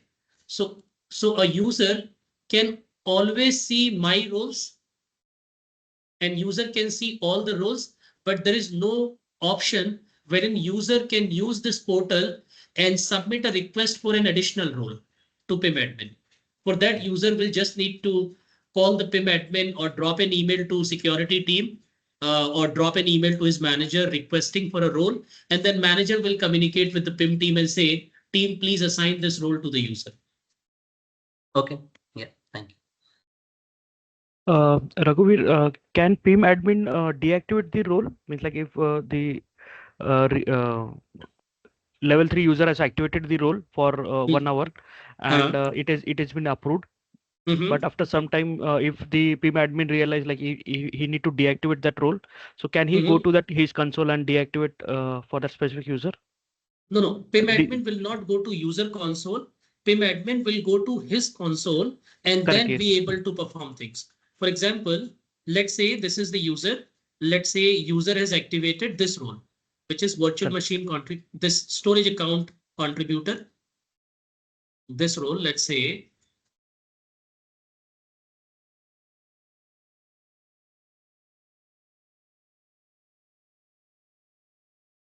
User is activating the role. I'll go to the other role also. Okay, now see, this is how it happens. This did not happen last time. What it says, role assignment already exists because user, I'm saying, I just showed you some 2-3 minutes ago that when user can also activate the role where approval workflow is not triggered. So that role got activated at that time. That's the reason it says role assignment already exists. Now, what is happening here? It should be shown here, but somehow it is not coming here, which is, so it is coming actually. You can see storage account contributor, it is coming. Yes, it's activated. So this role is already exist, which means user can deactivate. Now you're saying, can PIM admin terminate this role, while it is active? Let's see. Yes. So we'll go to PIM admin view. This is PIM admin view. Now PIM admin, let's go to PIM admin, PIM service. This is the PIM service for PIM admin. Now here's the roles. So PIM admin will click on roles here and PIM admin will see the roles here. Assignments, sorry. These are the roles that you can see. PIM admin can see the roles, storage account contributor and virtual machine contributor. Then PIM admin will click on active assignments. And here PIM admin will see active assignments also. The active assignments which has been granted to the users. So PIM admin can see here active assignments, which is this active assignment which has been granted. But you can see PIM admin is not able to see the current, whatever roles user has done. PIM admin can always see, the alerts, anything related to it, access reviews, but PIM admin doesn't have an option to terminate an active assignment of a user. What PIM admin can do at the max, I'm saying if PIM admin feels that a user has I'm saying a user account is compromised, then PIM admin as a firefighting strategy, what can do? PIM admin can go to assignments, and let's say this was the role storage account contributor that was there. PIM admin can go ahead and remove this role with immediate. The moment this role is removed, the user will lose access. That's what PIM admin can do. Okay. Normally it would take some couple of minutes, like how we are seeing now. Immediately. So I'll click on see remove role assignments. I'm removing storage account. It is removed. Okay. So now you can see it is removed. If I go back to the user view and refresh the tab, user will lose access. Gone. See, inactive assignment, L3 user doesn't see that row. So this is what PIM admin can do. Okay. And for the PIM admin, like we have seen the console, it was subscription based. So do we have the for all the subscription, does it have the single view, or I need to check subscription wise what are the subscription wise? PIM admin Okay. needs to go subscription wise. Okay. There is no option wherein PIM admin can see for all subscriptions, because PIM admin needs to select the subscription, then only PIM admin sees the overview of it. I'm saying we can try it once again. You can see here, it says select the subscription. So Yes, PIM correct. admin can select one subscription at a time. Correct. Yeah. Oh, yes. And this last question, like, does this kind of facility do we have for AWS or GCP as well? Like, No. In this AWS is and GCP, this service doesn't exist. okay. This PIM is specifically for Azure, or maybe this is the I would say, service. see, understand, Microsoft has been into Active Directory business for a long time. I'm saying for more than 20 years. So Microsoft understands directory services more than any other company. In fact, AWS and GCP, they use Microsoft directory services. They have not built their own directory services yet. So sometimes when you know that there is an expert player in the market, you don't compete with them. You typically use their services and build your own competency on other domains. So AWS and GCP, they never tried to compete with Microsoft on directory services. They directly accepted the fact that Microsoft is a leader and they started using their directory service. So AWS doesn't have a similar service. Okay, no, GCP doesn't have a similar service. Okay, my question was regarding the Azure resources, like the virtual machines that can be provisioned by specific user. So that kind of they have that facility for virtual machines only.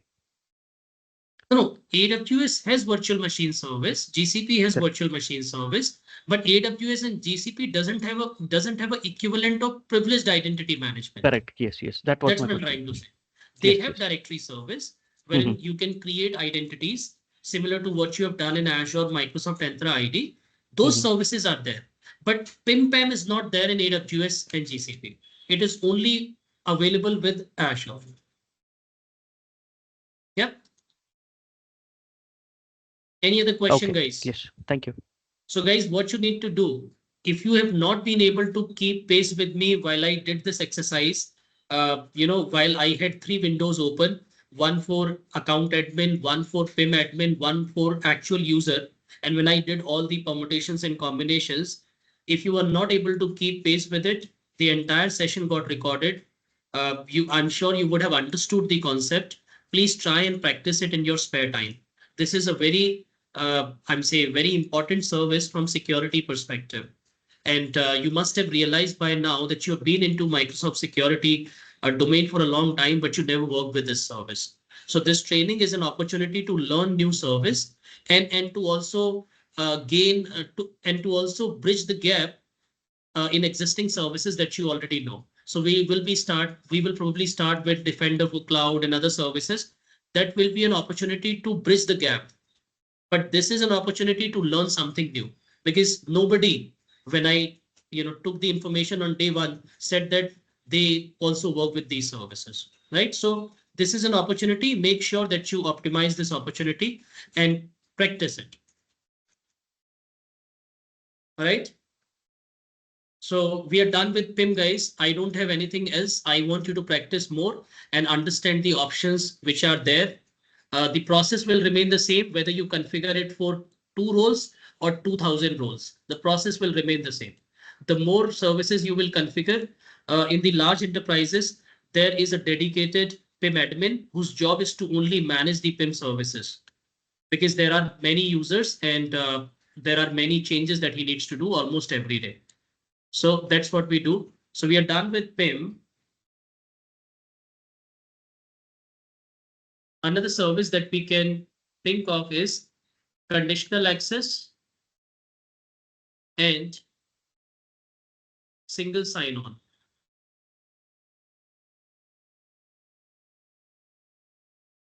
These are the 2 services that we need to look at. So what we will do, we'll take a break for 10 minutes. All right, I'm back. Let's get started. Is everyone back?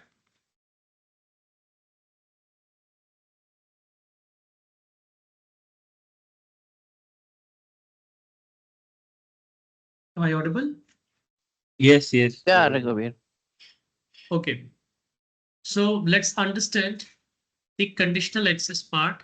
I give you also need to practice it. So conditional access basically means, as I explained yesterday, let me go back to that.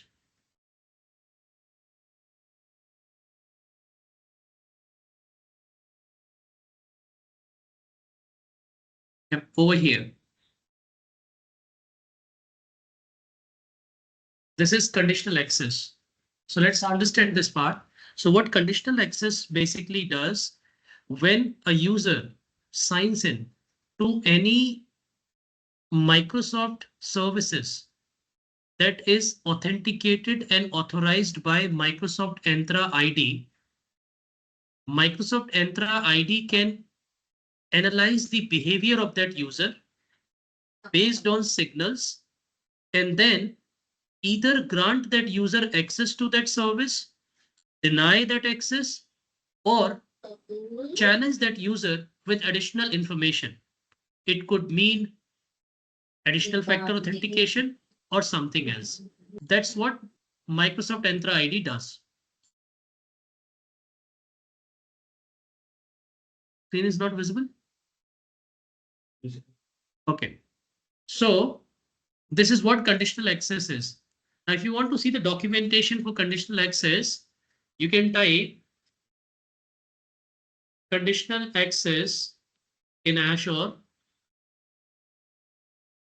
and you will see a documentation from Microsoft that talks about conditional access. I'll put the documentation into the chat window for your ready reference. And here you can see the conditional access. So just see this. This will help you with conditional access. So it says this is the signal, this is the decision, and this is the enforcement. So I'm saying the language will be a bit tricky here. And that's where I have tried to explain it in the layman terminology, which is when somebody tries to access based on the signals, which is device type, whether it's registered unknown, identity type, whether it is member guest, location, whether it is regular or unusual, IP address, whether it is blacklisted, browser based on browser type, it will allow you to access the applications or prompt for additional authentication, which is like MFA, or it will create a security incident in Sentinel, another service. That's what conditional access is. Now let's read the documentation. It says the modern security perimeter extends beyond an organization's network perimeter to include user and device identity. Organizations now use identity-driven signals as part of this access control decision. Microsoft Entra Conditional Access brings signals together to make decisions and enforce policies. Conditional access is Microsoft's zero trust policy engine. So when I explained conditional access, I actually explained it around zero trust in the context of identity and access management. And when I said assume breach has happened, that's where I explained conditional access.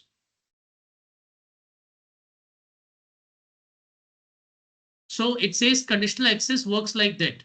So it says conditional access policies at their simplest aren't then if-else statement. So it says like if a user wants to access a resource, then they must complete an action. For example, if a user wants to access an application or service like Microsoft 365, then they must perform multi-factor authentication to gain access. This is what it says. Then it is the identity. This is where you see the common signals here. The common signals could be identity, it could be endpoints, it could be additional services.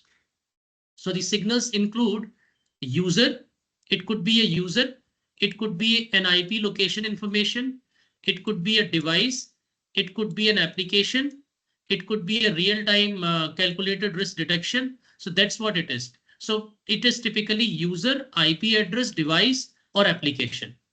So based on these four signals, the decision will be taken. Now these are the common decisions. Decisions are like block access. So it could be like if the user is logging in from a specific IP address, please block access. If the user is logging in from a specific device, block access. If the user is logging in from a specific application, block access. That's what. So either it blocks access or it grants access. And when it grants access, it can also require additional effort from user, which is require multi-factor authentication, require authentication strength and whatnot. So these are the common policies, which is require multi-factor authentication for users with administrative roles. So if you have a user, typically if you have PIM deployed in the organization, you will not give any user administrative role. They all will be a normal user. Whenever they need to perform an elevated access, they will elevate their role or elevate their access using PIM service. But imagine there are users outside of PIM or you don't have PIM at all configured in your organization because PIM requires P2 license and you've not configured it basically. So in that case, you can still use conditional access, which comes with P1, wherein any user who has administrative access, that user can be asked to perform multi-factor authentication whenever that user logs in, or require multi-factor authentication for Azure management tasks. These are some common examples of conditional access policy. Now let's see how conditional access works. So I will configure a conditional access policy, and then you will see that working in reality. And for rest of the things, for like license requirement, I already told you that if you want to use conditional access feature, you will require Microsoft Entra ID P1 license, a minimum of P1 license, and conditional access will only work for the user, for the identity who has P1 license assigned to him or her. So it requires premium license. Any customer who has Microsoft 365 business premium license, they also have access to conditional access. And if you want risk-based conditional access policy, which is an extension of conditional access, for that you need require P2 license. Normal conditional access is available with P1, and risk-based conditional access requires P2 license. So this is conditional access, and conditional access goes with zero trust. So if you want to enable zero trust in your environment, you will need to configure conditional access, whose job is to verify explicitly, use least privilege, and it will always assume that breach has happened. So it will not spare anybody. Whosoever logs in, it will just trigger the verification part. So that's what conditional access is. If you want to understand how do we build conditional access policy, you can click on building a conditional access policy piece by piece. So here you are building a conditional access policy in this example. So just go through this documentation. You will have a lot of information that you see here. Now what I will do, I will directly take you to conditional access window where we will create one conditional access policy. Is everyone with me on this? Yes. Yes. Yeah. Great. So let's navigate to now. In order to configure conditional access policies, which account do you use? Which role do you need? For configuring conditional access policy, since conditional access policy is part of Microsoft Entra ID. So inside Microsoft Entra ID, when you navigate to security, under security, you will find conditional access over here. Under security, you see protect. This is where conditional access is. So conditional access service is part of Microsoft Entra ID, which basically means that if you want to delegate somebody to manage conditional access for you, you need to grant Microsoft Entra ID role to that identity, right? It is not an Azure service, it's a Microsoft Entra ID service. So by default, your account admin has super admin role on Entra ID, which is global admin, and owner role on, on Azure service. I have a video with the name subscription management in Azure. In that video, I'm basically explaining that how do we manage a subscription in Azure. I highly recommend you to watch that video today so that you understand the subscription management part. Okay, let's move on. So let's go ahead and configure the conditional access. Since I'm using my account admin, I can configure the conditional access here. Or if I feel that my PIM admin should be configuring the conditional access, then I can assign him a role. For example, I'll go to Microsoft Entra ID. I'll go to users. I'll select my PIM admin. And under assign roles, right now PIM admin only have one role, which is privileged identity administrator.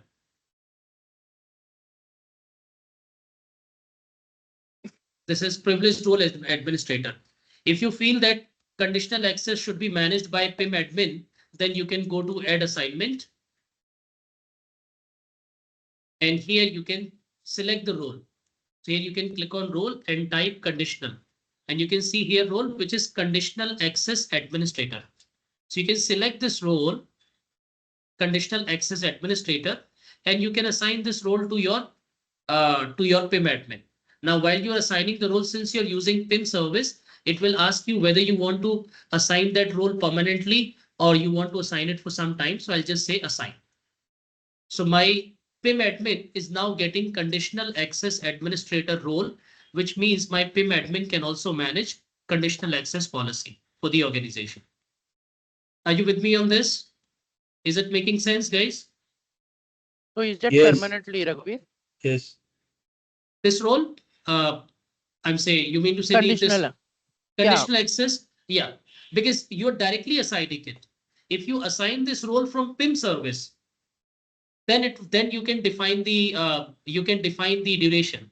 But since you're assigning it directly, then it will be permanent. But any which ways, see, this is your PIM admin. You will always, this is your PIM admin user. Your admin user will always have a permanent role. It is the admin who decides what others will do, not somebody will decide what admin will do. Take it this way, right? Okay, so now you can see my PIM admin has got two roles, which is conditional access administrator and also the privileged access administrator.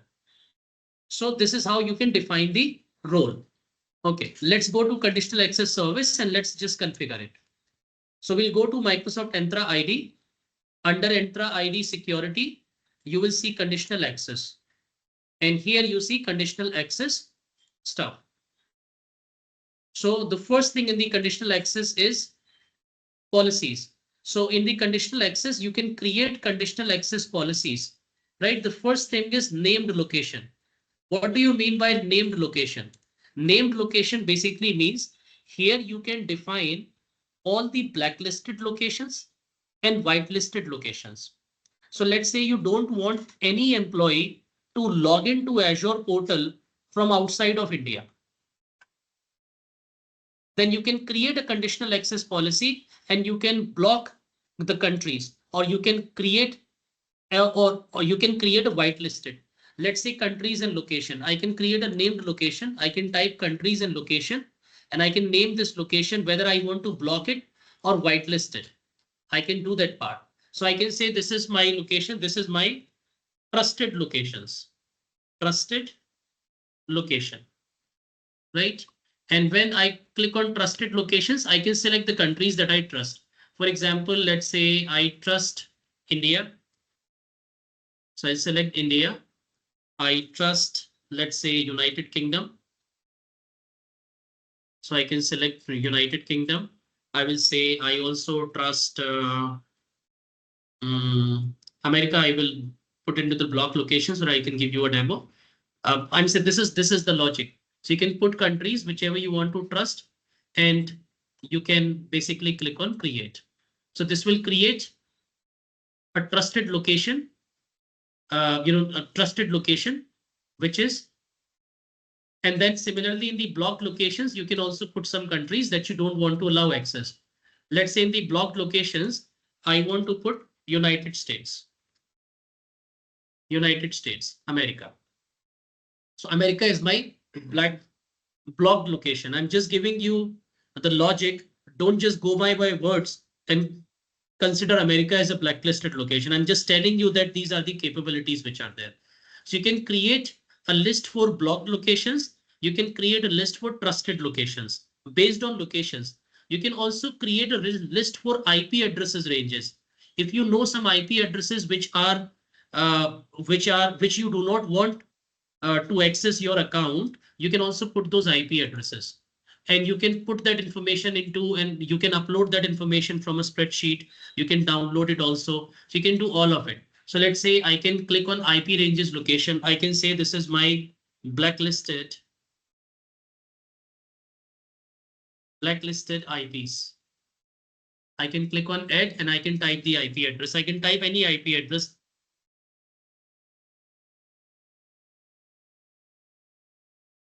Or let's make it more realistic. Let's type the IP address of one of the VM in Azure as a blacklisted IP.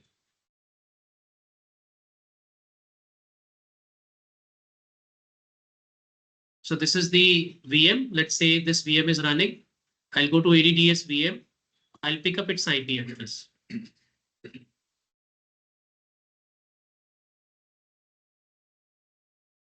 is the IP address. I picked it up and I'll put that IP address as my blacklisted IP. So you can see I can pick the IP address.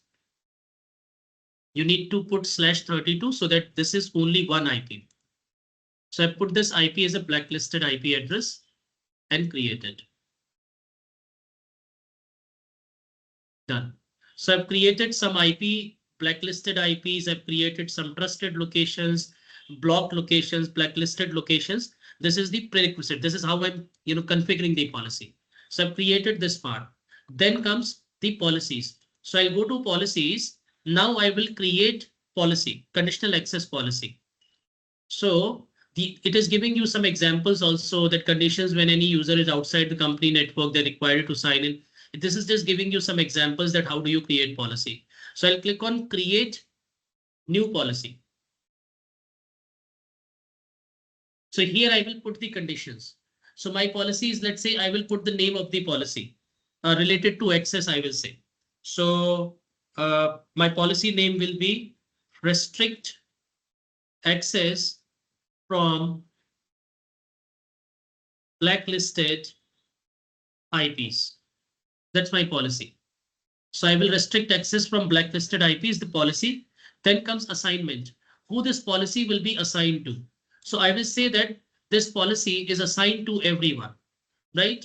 All users. Now, the moment you will say all users, this also includes you. You means account admin. Nobody is beyond the policy. So what if you create a policy and you lock out yourself also? So it says that if you always click all user, please make sure that you exclude some people. So that if that policy doesn't work well, at least somebody can log in and delete that policy or modify that policy, right? So what the best practice is? The best practice is whenever you create a policy, apply that policy to a group of users, to some test users, then validate the behavior whether policy is working as expected. And once you're 100% sure, then roll that policy out to the entire organization. You don't need to roll out a policy in the very first book. So I would rather say that I will select a user in group. I will say I want to apply this policy to a specific group. So I will go to users in group and I will select my users in group. I'll say I want to apply this policy to my Okay, is it visible now? Yes. Yes, yes. All right, let's move on. So what I'm doing here, I'm creating a policy wherein I want to restrict user. I want to restrict some blacklisted IPs. So I'm saying that I am including a group, which is my Cloud Ops group, just to test this policy first. And then I will roll it out globally. So I've selected my group, which is Cloud Apps group. Then I'll select, so I've selected the group, then I'll select the target resource. Who am I applying this policy to? So in the targeted resource, I can select Cloud Apps, or I can select the specific apps. So I'm selecting the specific apps, which is here, and I can select that application also when I'm applying this policy. So if I want to apply this policy to Azure portal, then I will select Azure, and here you will select Azure portal.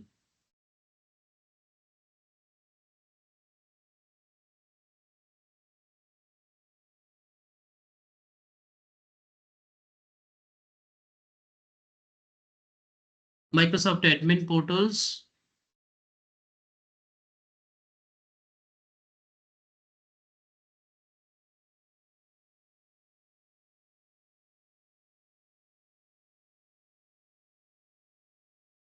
Yep, this one, Windows Azure Service Management. So these are the applications that you have when you can do the restriction. So you can select the application where you want to do the where you want to apply the policy. So you can select the applications. So I've selected the applications that this policy applies to, these applications.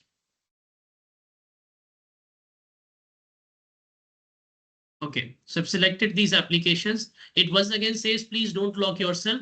So which I'm not doing. Then it says network, which is new. I can also configure the network if I want a policy related to network. It says control user access based on their network or physical location. You can also create this policy, but right now I'm creating the policy based on this. So I can say configure, and I can say restrict all trusted network locations, any network location or selected network location. Right? So I don't want people to, I don't want anyone from blacklisted IPs to access those three applications, which is Azure Management Portal and other. So I'll click on selected location. And here I will click on blacklisted IP. And I will also click on block location, which is US as well as that IP which I'm giving. So I've selected the location also. Right? So I've selected. Now, once again, I've selected the users to which the policy will apply, the target resource, which is the application from this network. I can also put the conditions now. So condition is already selected. You can see here locations. I put 2 locations here, and I have also selected. Then comes what will the action will happen, access control, whether it will be granted. So I'll click on grant, and here I can click on block access. So what I'm trying to say, that if anyone from those blacklisted locations or blacklisted IP address try to access those 3 applications, which is Azure Management Portal, Microsoft 365 portal, please block access. Or I can say grant access, but take multi-factor authentication from them, or any of these options. So I'll directly say, please block access. Do not allow access to those people.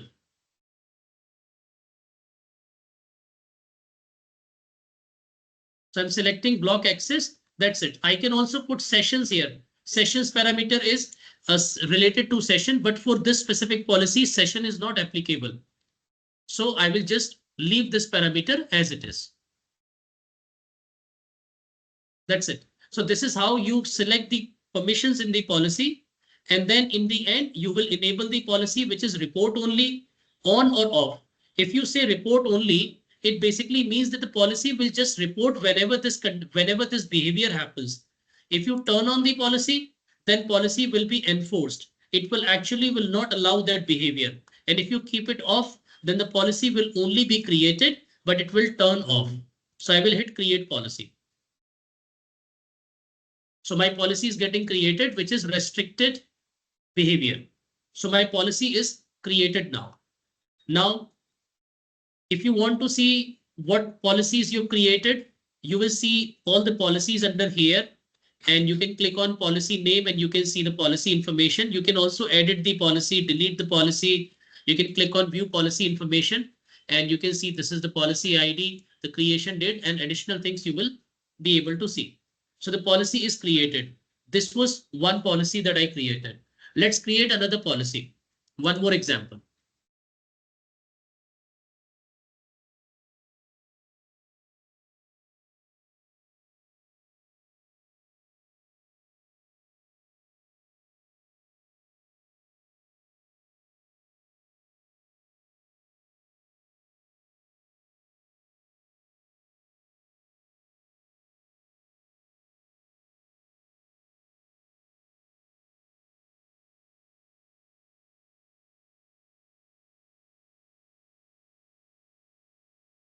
Access domain. Okay, let's create another policy, guys, which is related to simple policy, so the policy that we just created, this policy block access, but we can create another policy that, and remember, policies should not be conflicting. If you create conflicting policies, then they will not work. So I'll create another policy and I'll say that whenever somebody tries to log into Azure, please require multi-factor authentication. Please ask for multi-factor authentication. So I will click on here now. So I'll go to, once again, I'll say require, this is just the name, whatever name you want to put, you can put require MFA. So I'm creating a policy, and this policy I'm assigning to, once again, select users and group, and I'm assigning this policy not to the cloud operations. I will probably assign this policy to one user just to show the testing PIM approver. So I'll provide the policy to PIM approver. I've assigned this policy, and to PIM approver, I will go to target resource and I'll say when this policy will apply, it says all cloud apps, which means all cloud applications it will apply, or I will say select app. So I will probably select an application to which this policy apply. So I'll say whenever this user tries to log into Office 365 or the services that I can select here, these are all the services which are there. PIM, My Apps. You see a lot of services here. So I'll say Azure portal also when this user tries to log into Azure portal and Office 365. So two applications I'm selecting, and network I'm not configuring. I'm saying that wheresoever this user login, that is okay. And then I'll put the condition. So I can put the condition here, location condition, client apps condition, a lot of things I can put. I'll just go to the grant and I'll say whenever this user logs into these applications, grant access, but take multi-factor authentication. So it says consider testing the new require authentication strength. So take multi-factor authentication from the user and select. That's it. Turn the policy on, create it. So we have created two policies. First policy is for cloud ops, wherein any of the group member in cloud ops tries to access those applications, 3 applications from a blacklisted location or from a blacklisted IP, please deny access. That's one thing. Second policy we have created only for PIM approval role. These are the two policies that we have created. Whenever you create a policy, you will need to just configure these options, all of these options, and the policy will be created. Are you with me on this, guys? Yes, Raghuveer. For the first one, for cloud ops, we have blocked the access for that IP, right? So we have blocked the access for that IP. Yeah. So while creating that, I'm getting an error like security defaults must be disabled to enable conditional access policy. Yeah. So you need to disable the security defaults. Security defaults. See what happens when you sign up to Azure. You don't have any license P1, P2. You always go with free. So by default, Azure creates some security defaults. These are default security policies that it applies, which is like location must be defined for user, MFA must be enabled, all that. So if you are creating a conditional access policy, you will need to disable those security defaults. So you write security defaults here, Microsoft Entra ID, And in the properties, there is an option over here, security defaults, right? So you need to Okay. turn on the security defaults from here. Okay. In my case, it says my organization is using conditional access policies. So security defaults are turned off. But in your case, it will be turned on. Just turn it off, save it, and then go to conditional access policies. It will allow you to create conditional access policies. Okay. Okay. Thanks. Okay. Now you can try that in your spare time, but let's just understand the applicability of it. So we created two conditional access policy, one for PIM approver and one for other users. Let's log in from PIM approver. So I'll go to this portal, PIM admin, where PIM admin is logged in. I'll click on sign in with another user. And this time I'll log in with PIM approver. Now, sometimes conditional access policies take time to implement. So you need, when you create conditional access policies, you need to give them sometimes a couple of minutes to an hour to get implemented. So I'll log in with PIM approver now. So I'll go to Entra ID because I need PIM approver name.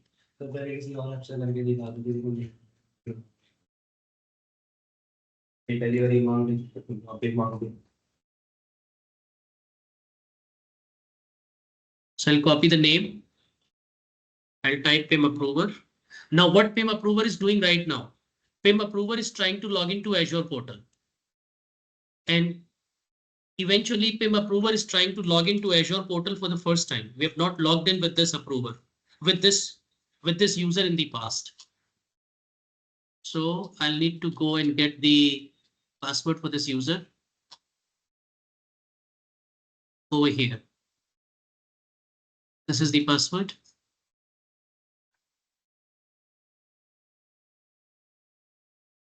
So I'll type the password. Since this is logging in for the first time, see what is happening here.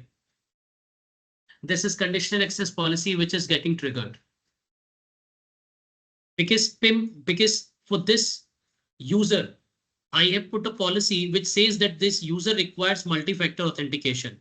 So as soon as this user is trying to log in, it is asking for multi-factor authentication for this user. And that is where it says your organization needs more information to keep your account secure. If you click on next, it will ask you to do the multi-factor authentication because the conditional access policy is taking effect. You can see it is directly going to my sign in and it will ask me to register for conditional access, register for authenticator. See, this is happening here for PIM approval. This is because of conditional access policy. Now what I will do, I will go to conditional access policy once again.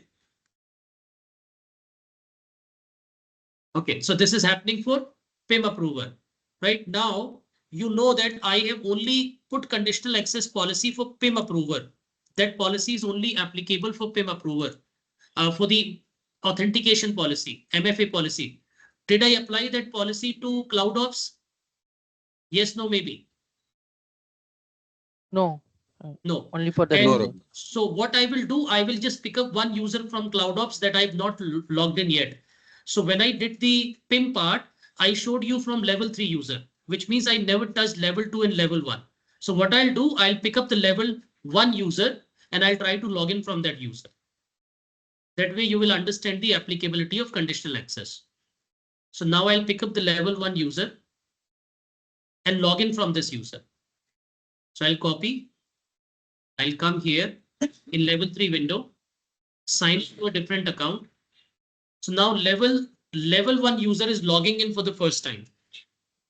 This is level 1 user. Next, I'll provide the password of level 1 user, which is here.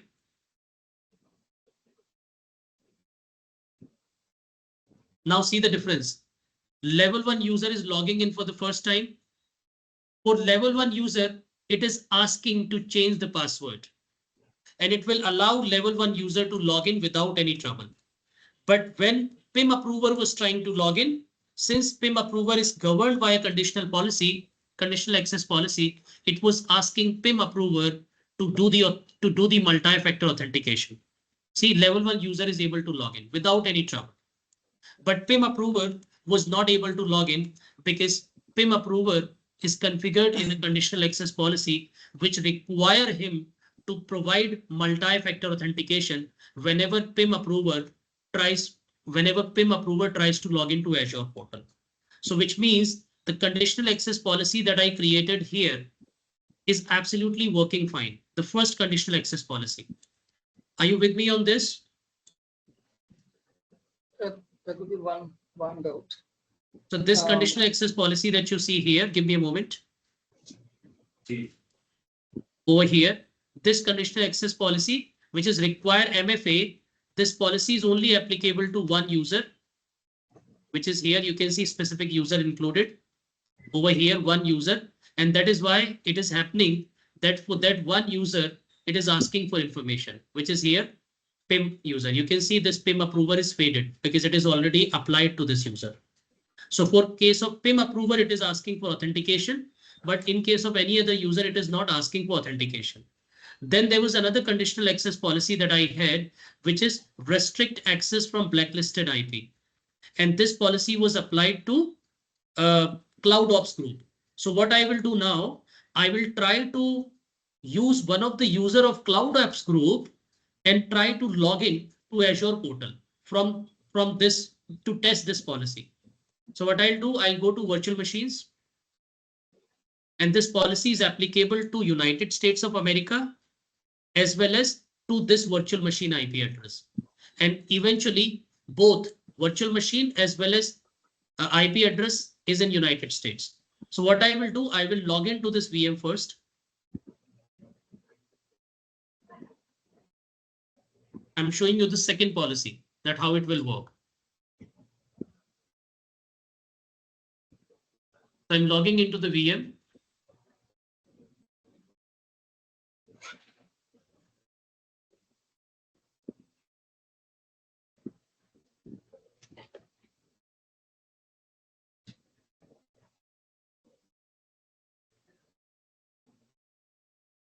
And from this VM, I'll try to access Azure portal using one of the user who is part of Cloud Ops group for which policy is applied.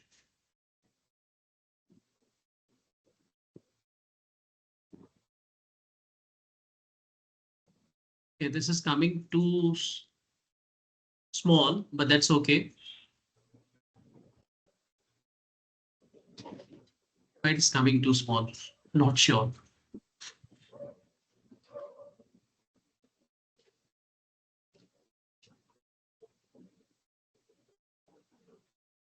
Also note that view right click visibility.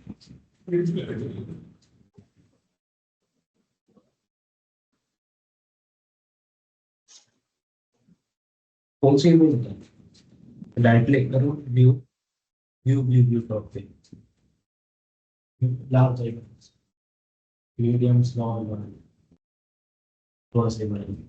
Okay, so let's log into this VM. So on this VM, I'll open Internet Explorer.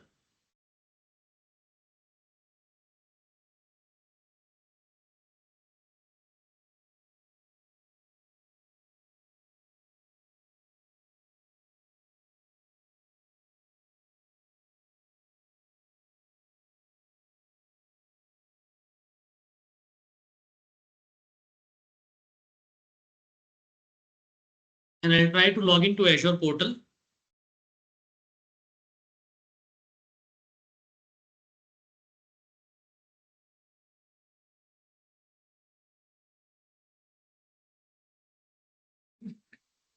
I know this is very small, so probably. So I'm trying to log into Azure portal. You can see here on this VM.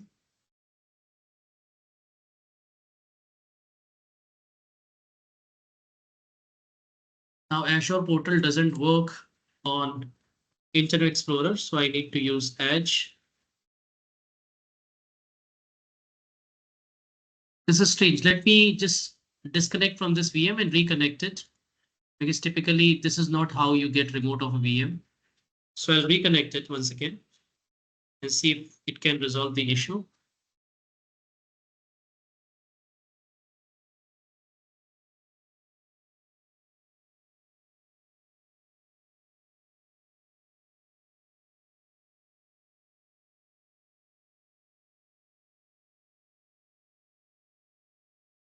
Okay, this is working fine now.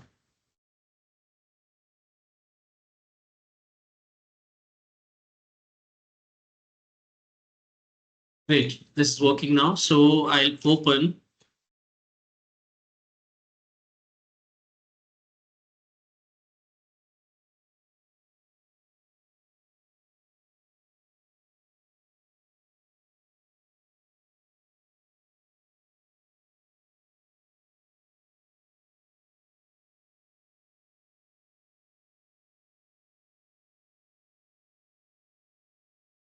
If you suddenly come out in the thing.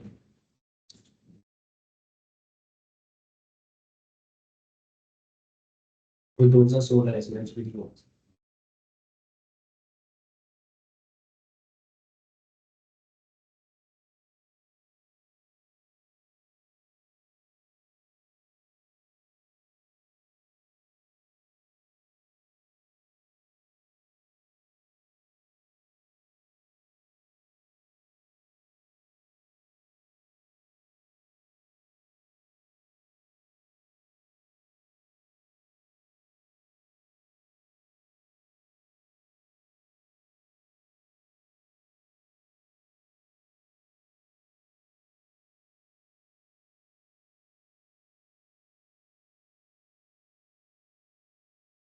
So I'm trying to access Microsoft Azure portal on this VM, which happens to be hosted with a blacklisted IP address as per the policy.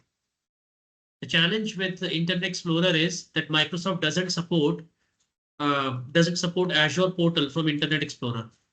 So I will need to download Chrome real quick.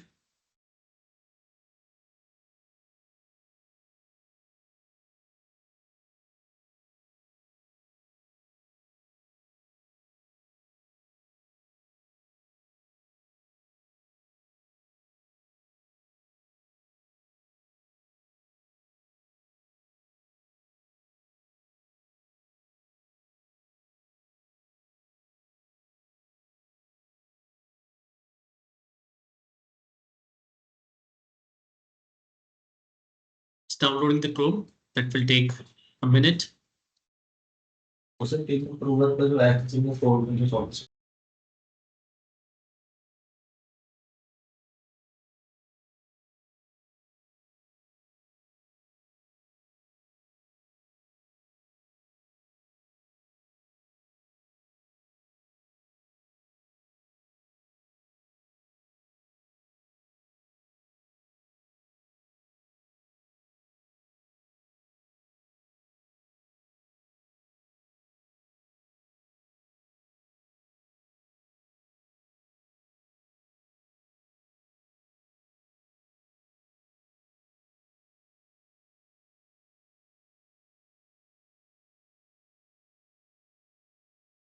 All right, guys.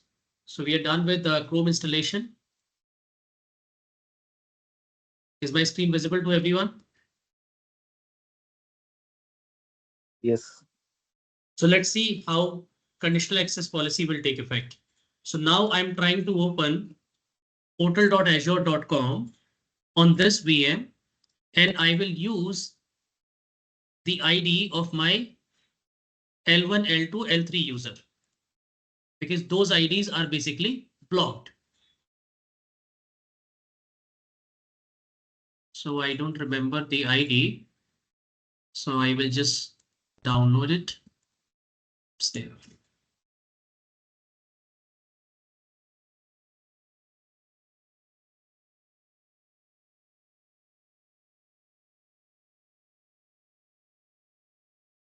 So I'll just capture the ID of any user, L1, L2, L3. It hardly makes any difference. Let's say I'll capture the ID of L1.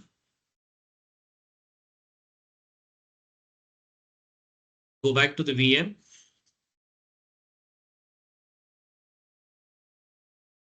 And inside the VM,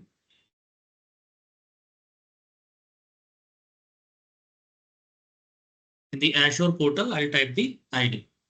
So I'm trying to access, you can see Azure portal using this ID. It will ask me for the password of this user. I'll get the password from my document, which is this. And I'll type the password here. Hit sign in.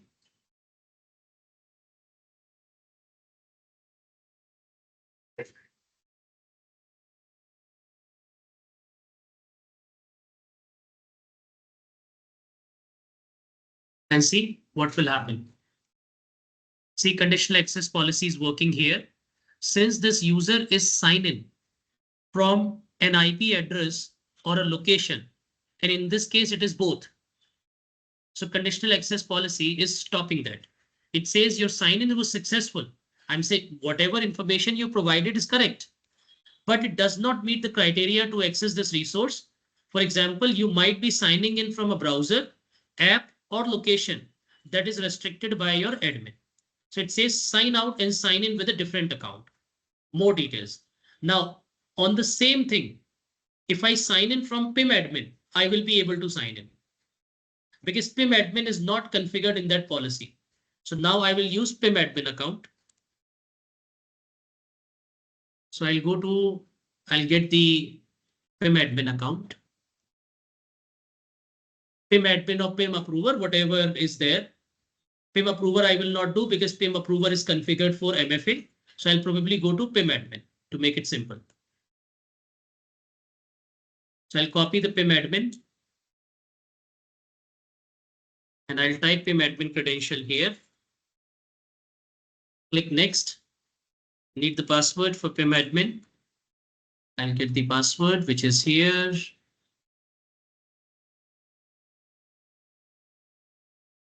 Go back to my VM and type the password. Now see, PIM admin will be able to sign in. See, it is asking, it is allowing to sign in. It's a blacklisted location. It's a blacklisted IP, but this is only configured for CloudOps. So CloudOps people will not be able to sign in, but rest of the world will be able to sign in. So this is how we create conditional access policies. We test conditional access policies before we roll out these policies to the entire world. It is recommended to test them, validate the behavior. If it exhibits the expected behavior, then roll it out to everyone. Do not roll out any policy blindly to the entire world because you are also part of it.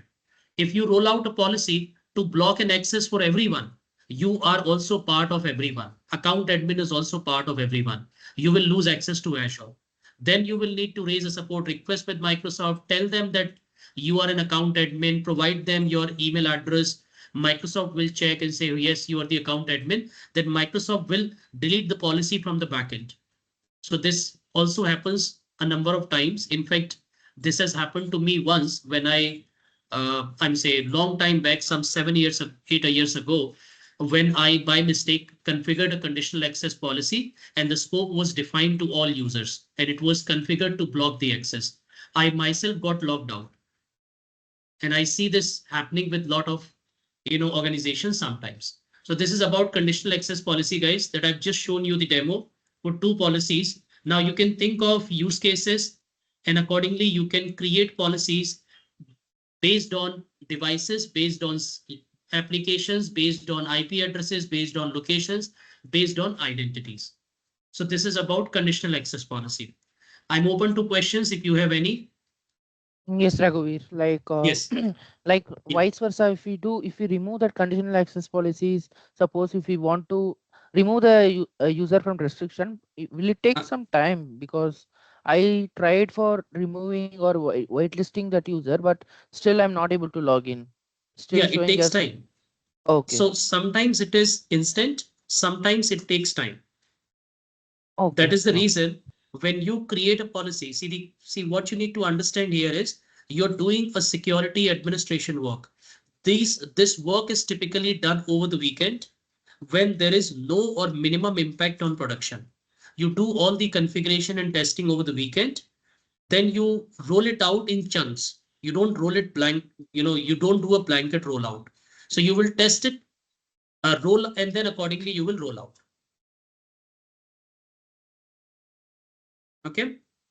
Thanks. Thanks. Raghuveer, the scenario that you mentioned where you yourself got stuck and all the other users got stuck, how do we then recover from that situation? You need to go to Microsoft, because the moment you select all user and conditional access policy, trust me, you're doing a blunder. That's the reason we don't select all user. And if you select, Microsoft tells you that please don't do this. So once again, you can see I'm creating a new policy. The moment I'll go to users and I'll say over here, I'll just put some name and click on all users. And the moment I'll say all users, see, Microsoft is quick to give me disclaimer. It says, don't lock yourself out. This policy will affect all of your users. We recommend applying a policy to a small set of users first to verify its behavior as expected.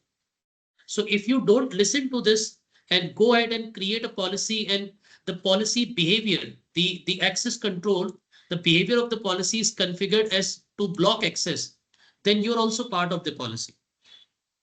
So you need to be very careful when you select all user and when you select block parameter.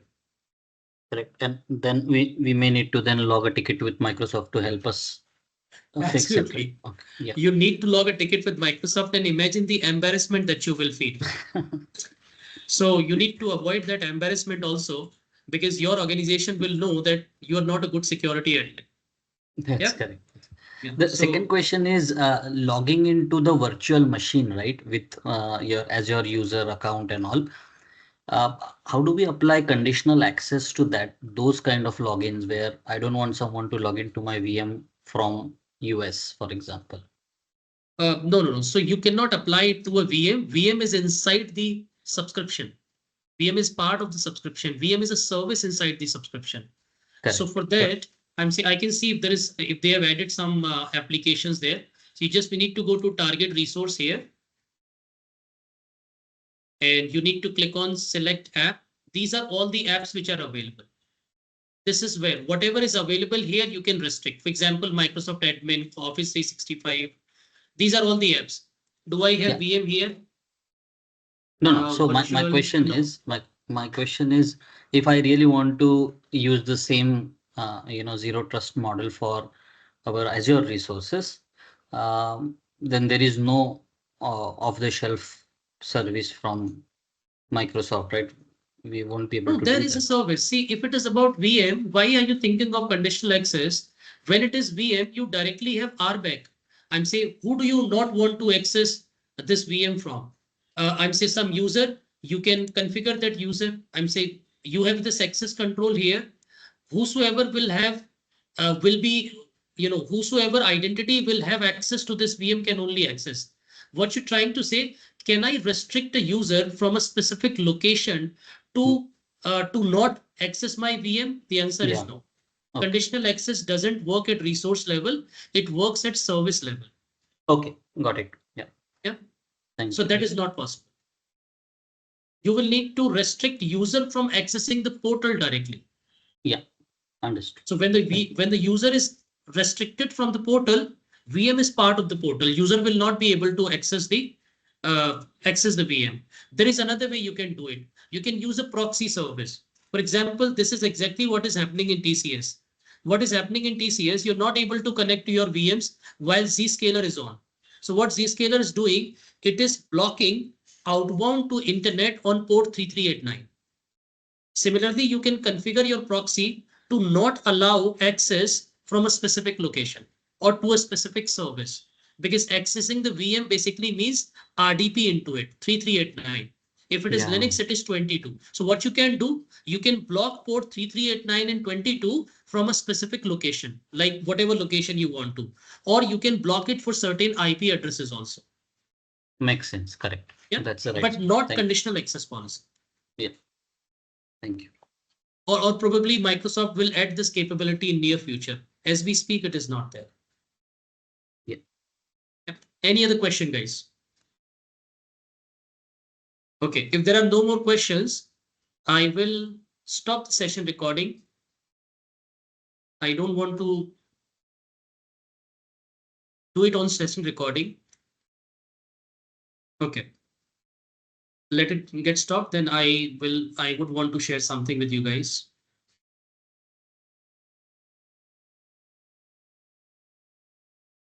Great.